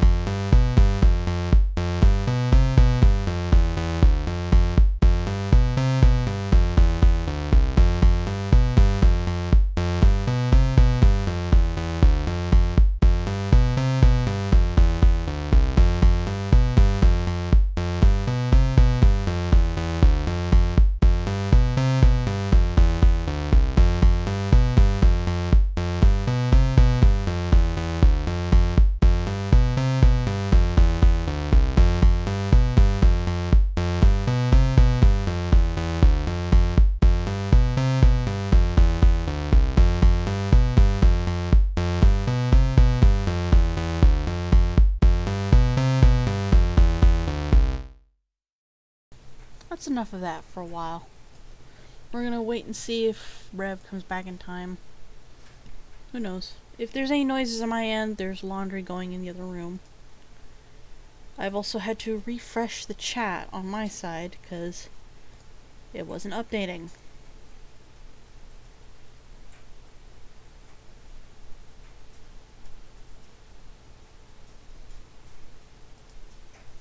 How has everybody's day been going, by the way?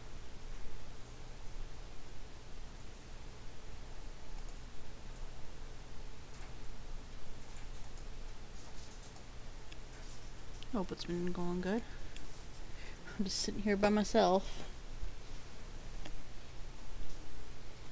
I think in the background I'm gonna plug in my tablet and draw, because multitasking actually helps me focus a little bit better. As you might have noticed, I have not been paying attention during the show.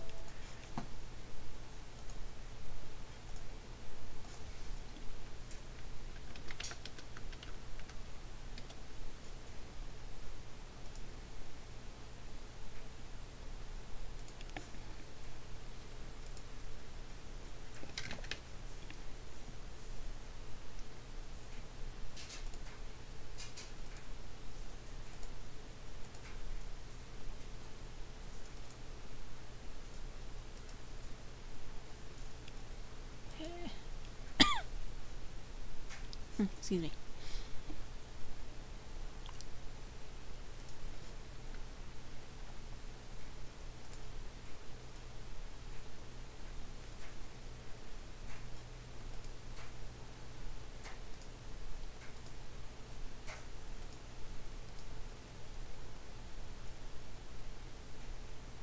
Oh boy, we got a lot to talk about today.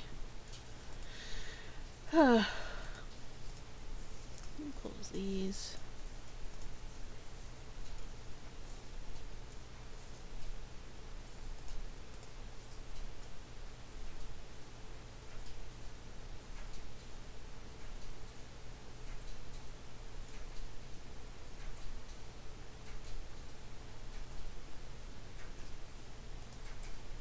Is anybody even still here or like still listening?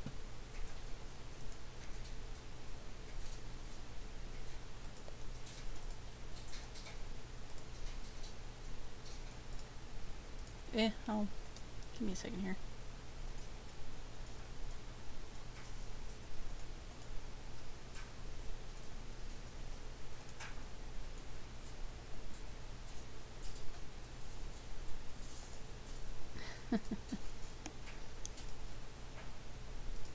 We're waiting on Rev to get back. He hasn't replied because I told him, hey, I'm back already. He's not.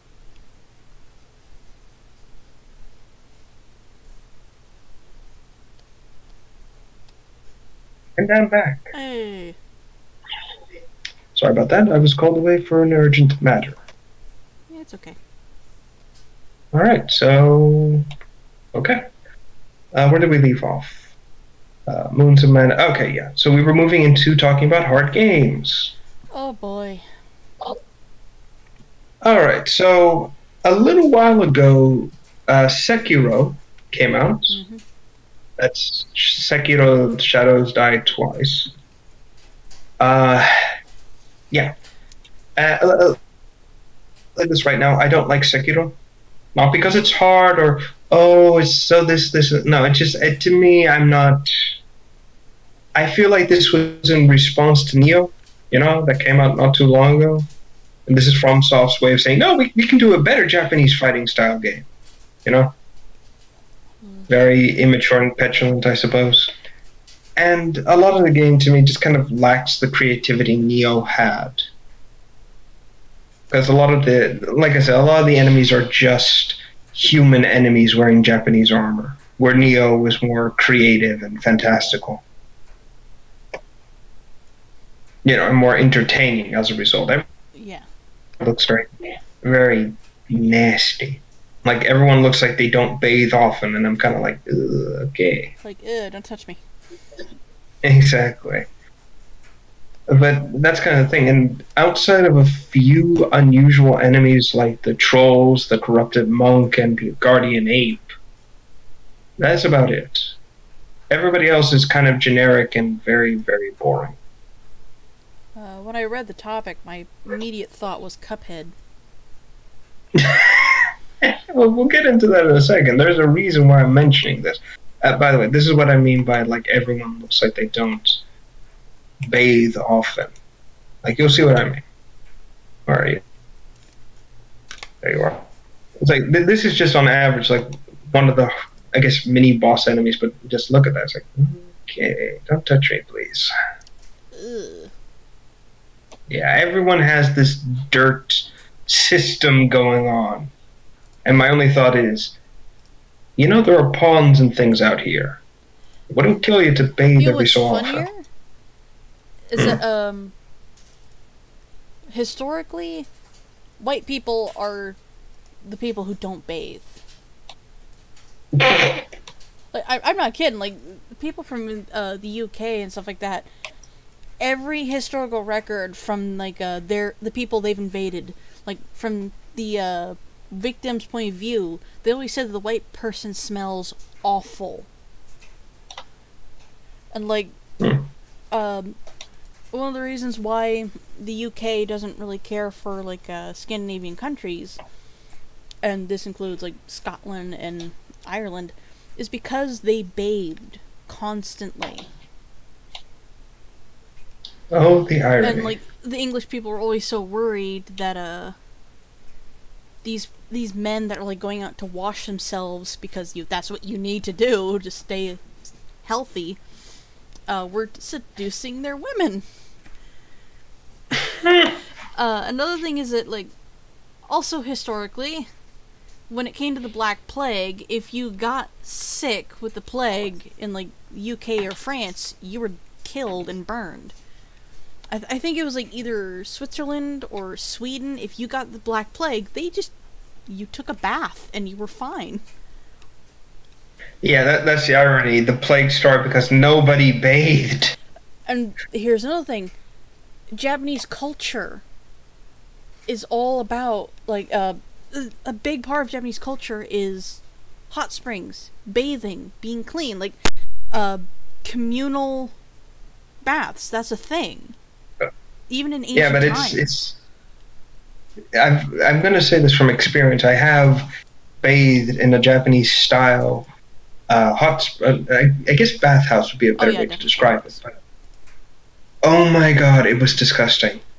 It felt like I was walking, like, I dipped in, I got wet and everything, and the moment I stepped out, I felt like I had just bathed in oil. Oh, I was just... That's because they do put oil in the bath. Oh, it doesn't feel right. I was just like, oh, no, I need to go back in, I need to wash this off. It's only worse. Like, sometimes they put oils in them, depends where you go. But these oils are meant to accentuate your skin. They're meant to be absorbed and help clean you a little better. I wish I knew that then, so I wouldn't have acted like such a freak. I was like, This is why I prefer like, Japanese-style showers over baths. Because you just sit on a little stool with a bar of soap. Yeah, I find that very cute. I like that style a lot more. Yeah. Well, actually, Puerto Rican bathrooms and bathtubs on occasion actually have a built-in little seat to take in. We do take some inspirations from our, I guess, Asian cousins across the waters. I say that because of, island-wise. Yeah, I mean. yeah. But, yeah. But point being is just the technology of filth is very impressive in this game. I won't deny it. But my problem... The big problem is you chose the wrong culture to be using that on. Pardon? They chose the wrong culture to be using that on. And not only that, wrong time period. Yeah, more or like, less. if this was like a full-blown war, like kind of style, like if the country was in war, then it would be understandable that everybody was a little dirty. Yeah, no, this is during... Actually, technically it is war, because this is the fall of the Ashina clan, which historically did have control over Japan, but it for only 2 generations and then fell apart. Yeah. But that's my point. The problem I have with Sekiro is this game prioritizes the backstab system. Oh, It has a mechanic in which you have to fight your enemy until you break their poise. Once their poise is broken, you stab them and you can pretty much destroy their health in one shot. That's how it works.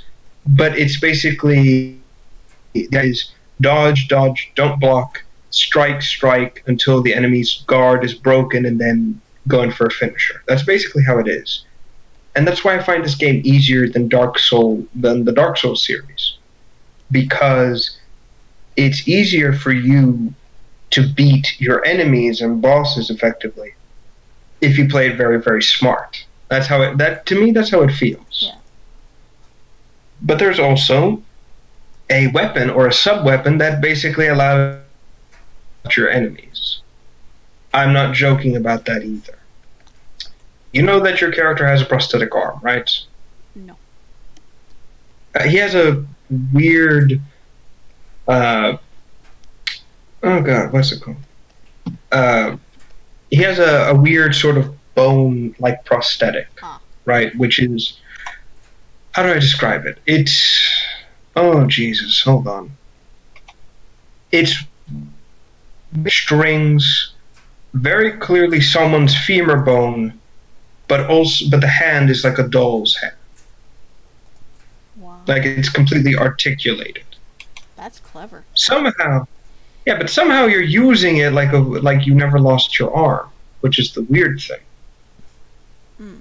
And like I can see how it works. Basically, the string keeps the hand straight, and the idea is that if you move your arm in a certain way, the string will like unfurl slightly, allowing you to like rotate the arm and move your finger, like things like that. I get that. That's clever. I like it. Like we have things like that today with the prosthetic arms. Are just like these two little pincer hooks. Yeah, yeah. It's all based on the movement of your shoulder. Exactly. With this, it's very clear that the string and the rope is all interconnected, and you're just moving your arm by, what's the word? You know, just moving your arm slightly. Has a normal prosthetic. That's fine. I don't mind it. But there is a problem I do have, and that is you can equip sub-weapons to that arm specifically. Okay, that's fine. You know, tools for the combat. There is one weapon I absolutely, and basically is the easy mode for this game. They are firecrackers. You think it's fine? It's okay, cute and harmless, whatever. Guess what? That stuns everything. Including yourself? No, every boss. Oh my god. You can literally spam this and get hits in, and in some kill them with a backstab-like attack. Wow. I hate this thing. I despise it. Specifically because this is the easy mode. This makes everything your bitch. And I hate it. Wow. I hate it to no end. You know, that's funny, really. Rev's biggest hatred is firecrackers. It's funny. Well, like, it makes sense to me. Like, funny thing, my dad loves to buy these large wheels of firecrackers, put them on a stick, and then hold the stick while they're going. Does he use like a light? No, he just holds it out like it's a dead snake.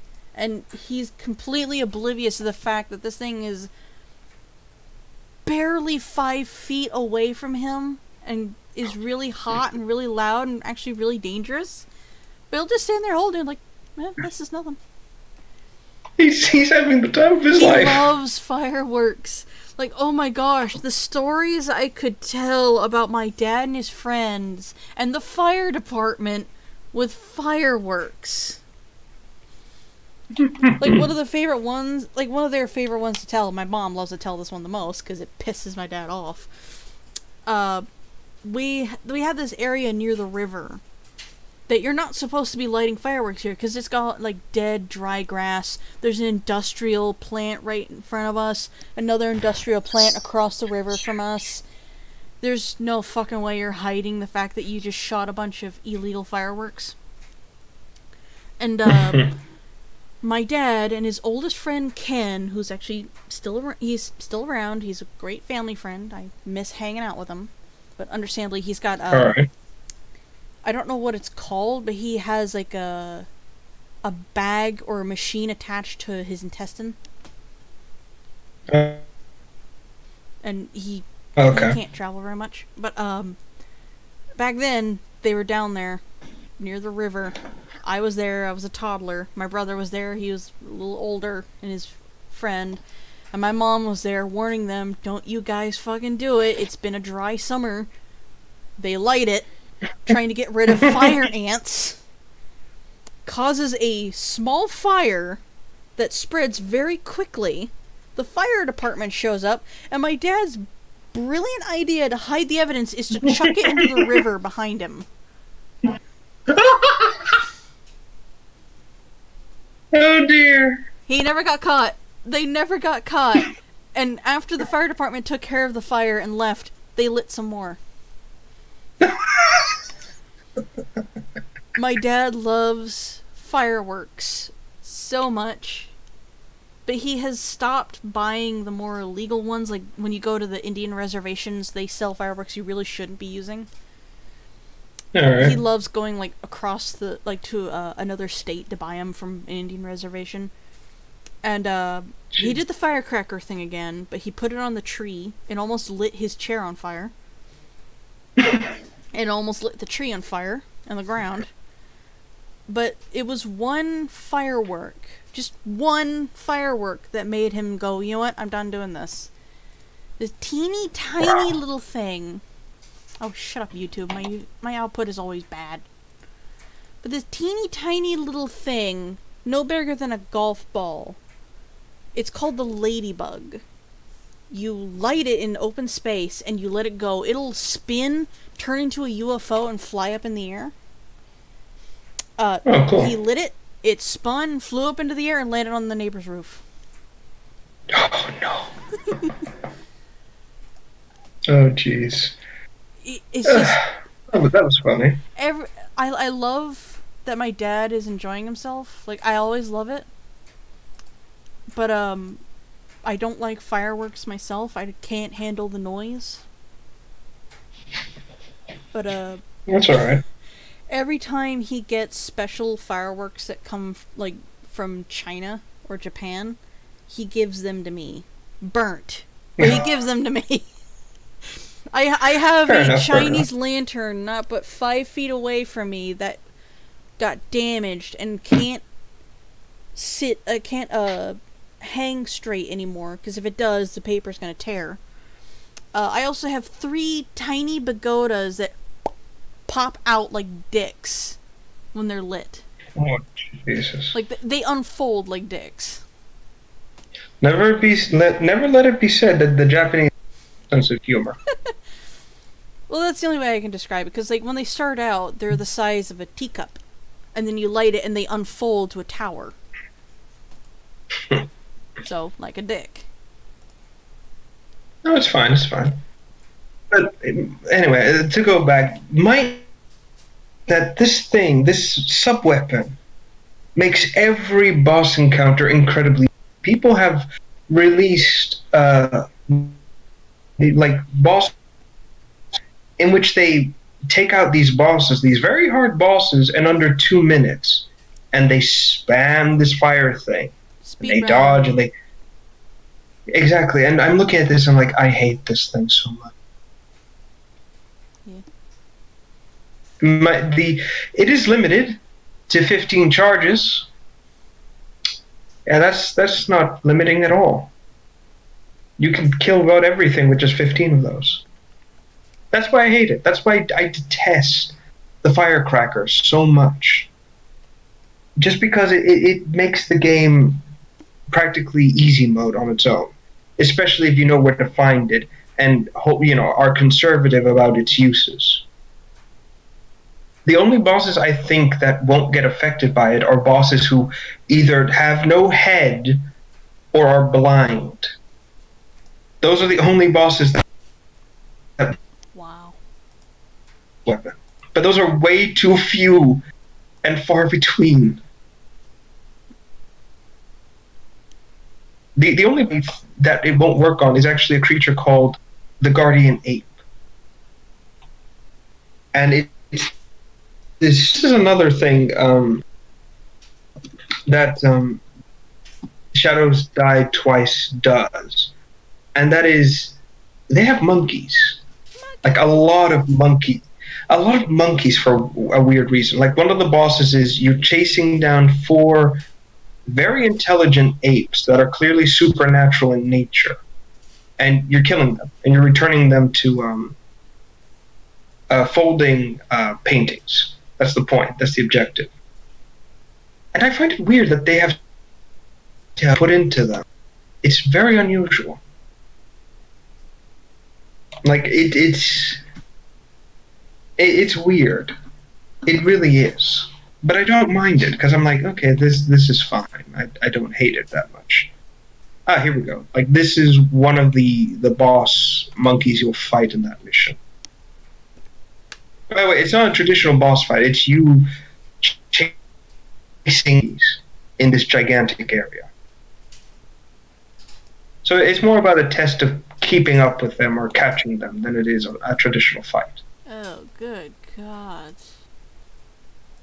Weird little ape, isn't it? Disgusting. Then again, I don't like monkeys. I don't mind monkeys. This one, I'm like, okay, I'm indifferent. But yeah, the fight is very cool. I really feel like anime, really. You know, chasing them. It's more like training than it is a traditional fight. Mm. But the other boss is crazy, like completely and utterly crazy. The Guardian Ape is basically a gigantic white gorilla with a sword stuck through its throat. And it's immortal. It actually is an immortal creature. This is one of the points of the game is that you're not the only immortal being. There are others who are too. But they're fake, keeping them alive, basically.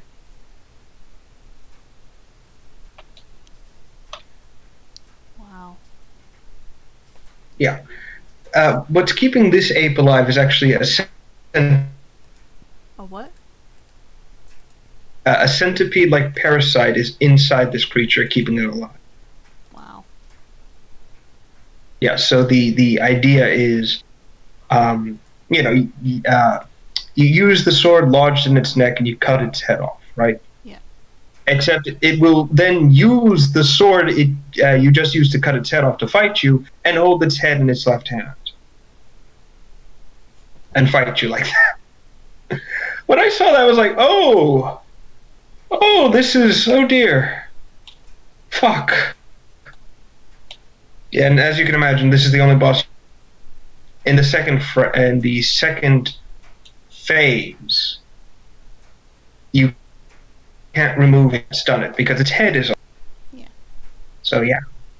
But anyway, that's kind of the point of the Sekiro game. It has an easy mode in it, in the most technical form, the one I hate the most. So then, someone released an article I want to mention, and basically someone who we won't credit, we won't name, because we want to avoid bullshit in all sources, created an article which says, and I quote, Sekiro Shadows Die Twice needs to respect its players and add an easy mode. What? Yeah, let that sink in. And this guy's article is just him bitching that the game is kicking his ass. Like, what is it?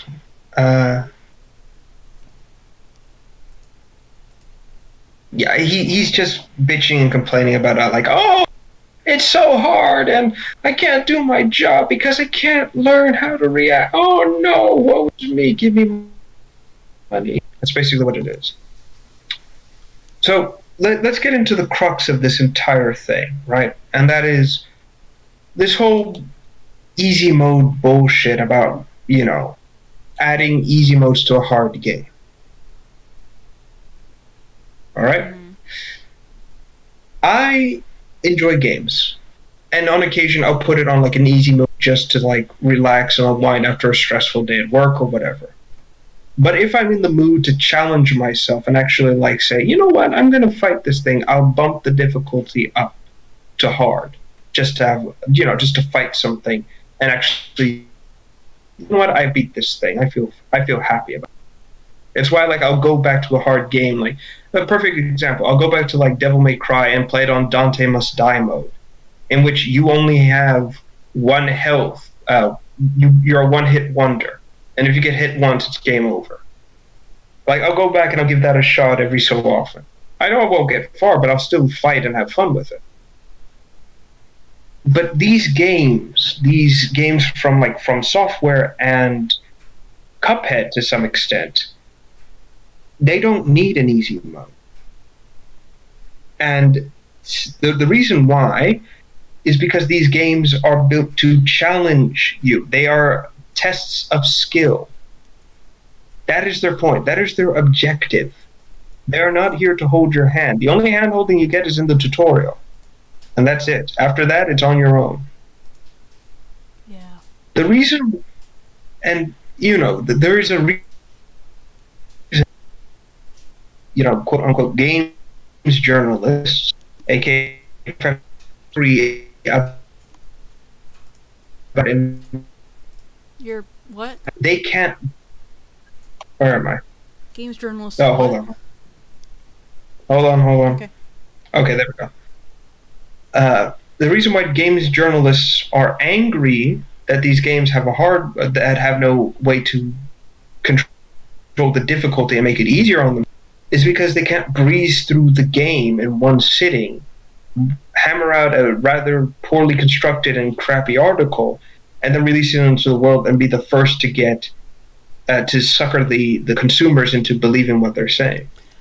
I mostly view it as like, I've noticed this about some game journalists, not all of them, mind you. They're not inherently good at playing games, like at all. They write entries about games, and they're constructive about it. But if you give them a controller, they can't do it. All right. Like, for example, if I gave the controller to my brother and told him, you need to play this game and then give a review about it, he will play the game to the end. He is really good at playing his games, but he's not very good at writing. He can't do it. All right. With us, we're pretty similar. We will try and play a game to the end. I can't formulate words worth my life, which is why you're usually the one doing all the talking.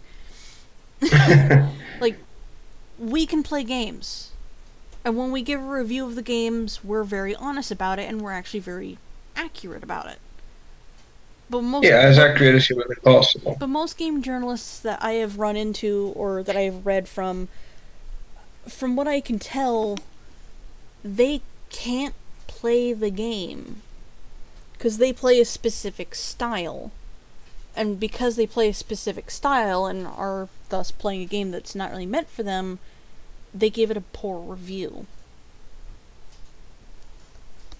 And there you go. But this is where my problem comes in. If you know you're bad at something, why are you still doing it if you know you suck at it? And this isn't a matter about your heart's in it. Because if your heart's in it, fine. I can give you a pass on that, you know? It's like... I'm not faulting. Go ahead. I actually noticed this with my own parents. My parents are great D&D players. They love playing Dungeons and Dragons. But if you give them the controller for a fantasy game, like, say, Skyrim, because this is the only example I have that's true, when I played D&D with that one time with my family, I noticed they didn't go off and kill people like most people dread their players going to do.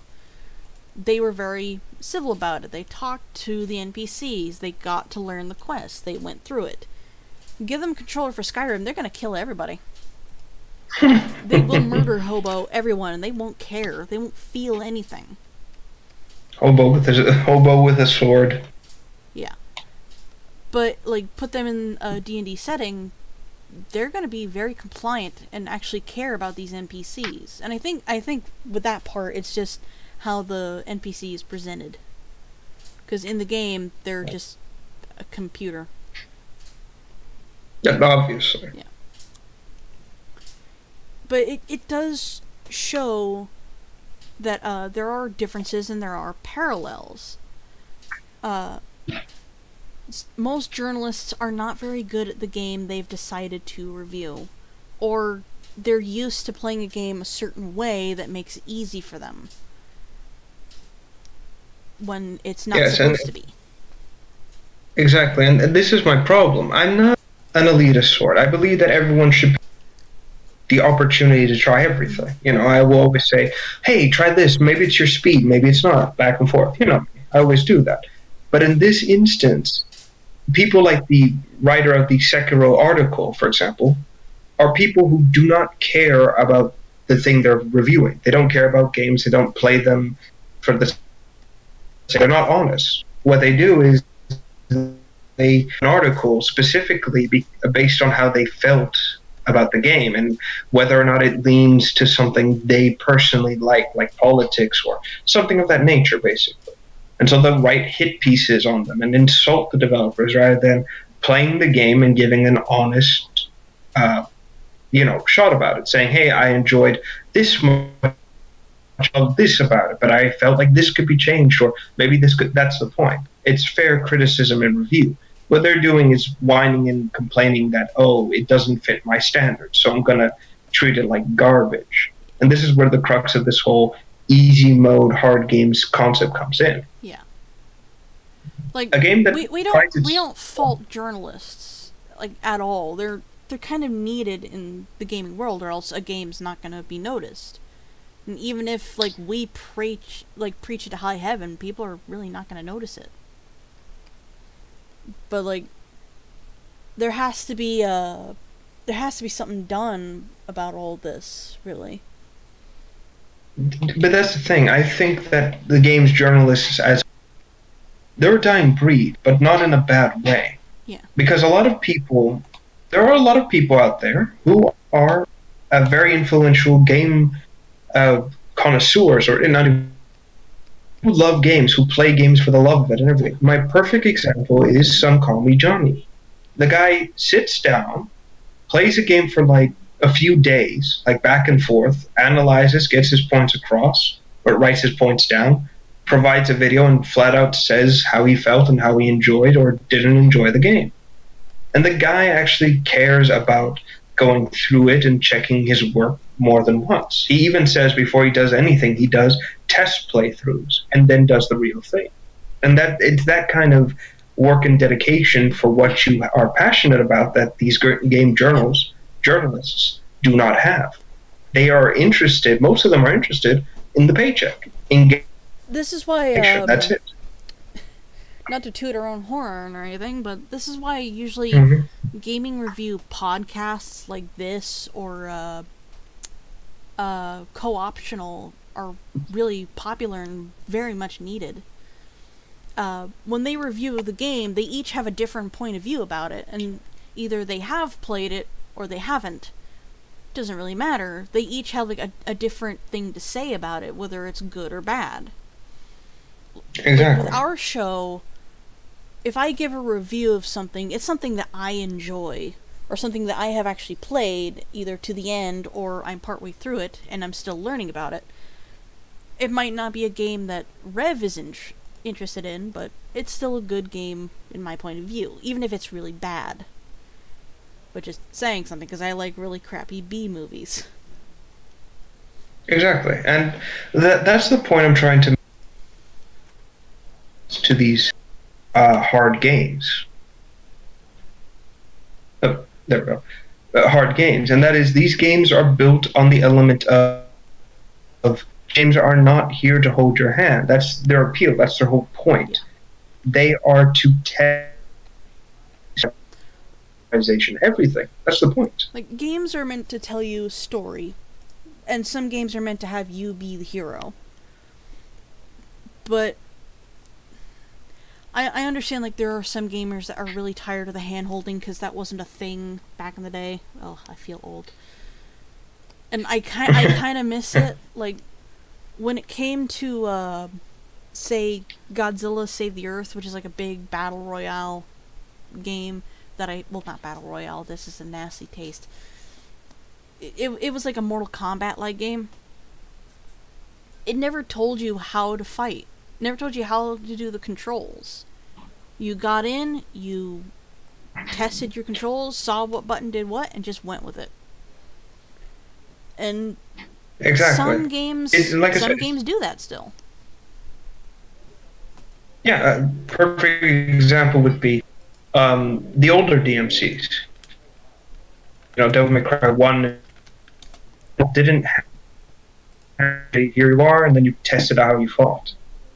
It was basically... Mm-hmm. Mm-hmm. And personally, I think... This is the thing. I think we're not understanding. Hold on, yeah, the connection is like going crazy. On like both ends. Give me, hopefully it stays stable. Yeah. Back.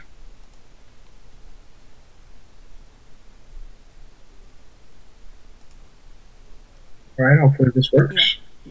Yeah. But yeah, basically Nope. what I was saying was is that oh, for fuck's sake. Oh my god, come on, work, damn you. Okay, how about now? Can you hear me now? Yeah, you sound good. Am I correct? What I was saying is that I can agree with like the tutorial thing. Like it will lock you in a small area, and then you can't do anything. You know, it's rare all the way. I hate games that do that. Like, let's say it's your 5th time. Oh boy. Meant. I think it's because my brother is on his tablet. And my mom is here, so that means they're going to start watching their trivia show. Yeah, I see. But, let's say it's your 5th time playing through a game. It's a game you really like. But the part where you have to grit your teeth and just bear with it is the tutorial level. Because you've played this so many times before, and, like, you do the action it wants you to do prematurely, but it still wants you to do the action when it says it wants you to. Exactly. Games that, like, what I really like for a concept of games is that,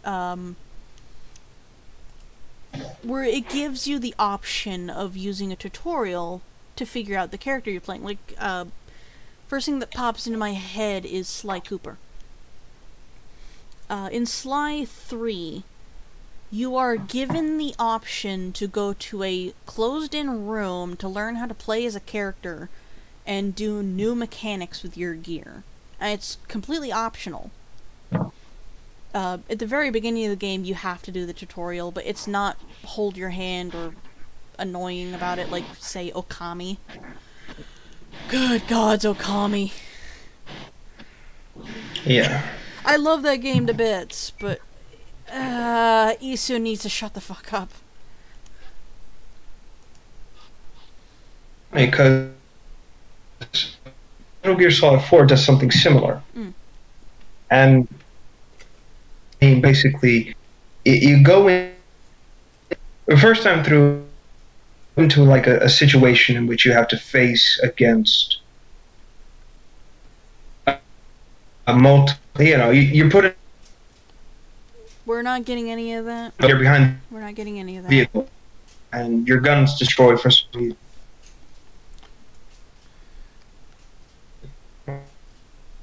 Got it. 2 on your right. Yeah.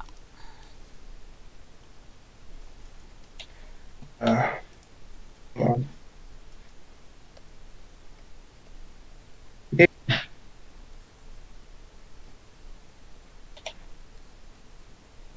Gotta fix. If like, can you? I can't Am I understand still- anything you're saying, and it's starting to piss me off. Yeah.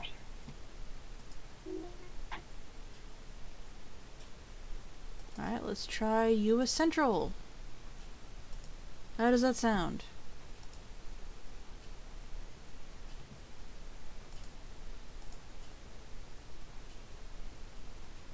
Nope. Let's go. How about now? Oh, what? If- Nope. That didn't work. I think it's also on your end. Try refresh. Refreshing what?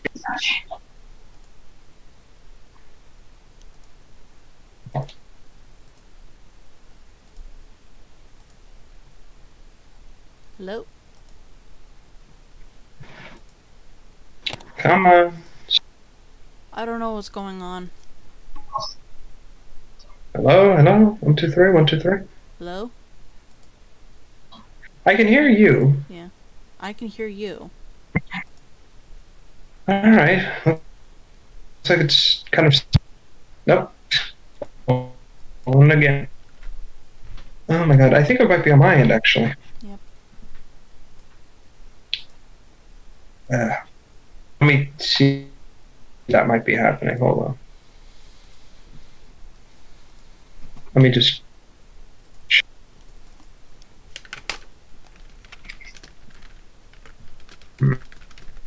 One, 2. Check settings.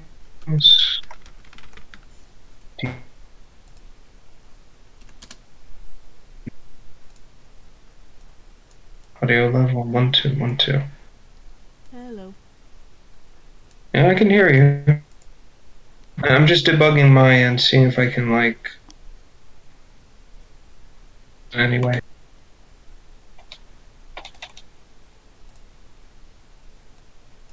Hello? Hi. Alright, I think that might have fixed it. Oh. I've died again. You sound fine now. Oh my god. The disc thing, it's just dipping in and out of fine and not fine. Ugh. And I have no idea in fine dying.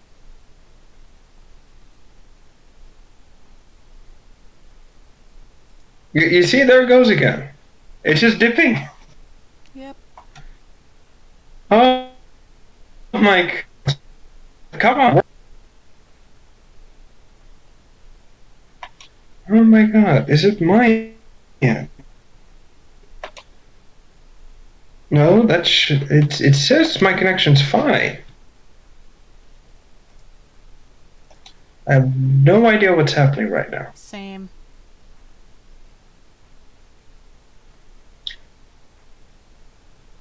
Fine. Is it going mental? No. No, it's not fine? It's fine. Oh my god. I'm just gonna ignore the voice connect thing.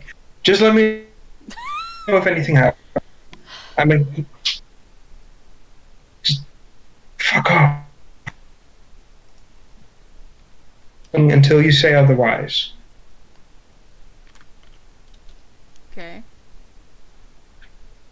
Alright. Yeah. I've completely lost my train of Same. Oh my god. Right, I was saying tutorial. Oh my god! Really? Are you serious? Is it? Oh my god. Alright. Because it just does not. It does not want to work today. It just doesn't want to work. And I'm running out of patience. Alright, then we'll stop it here. Yeah. We'll save the last 3 for next week. Gentlemen, this has been Acting Up. Yeah. We'll see you guys next week, potentially. We're gonna host Lycan over on Twitch. I am done. Good night, everybody. Alright, good night.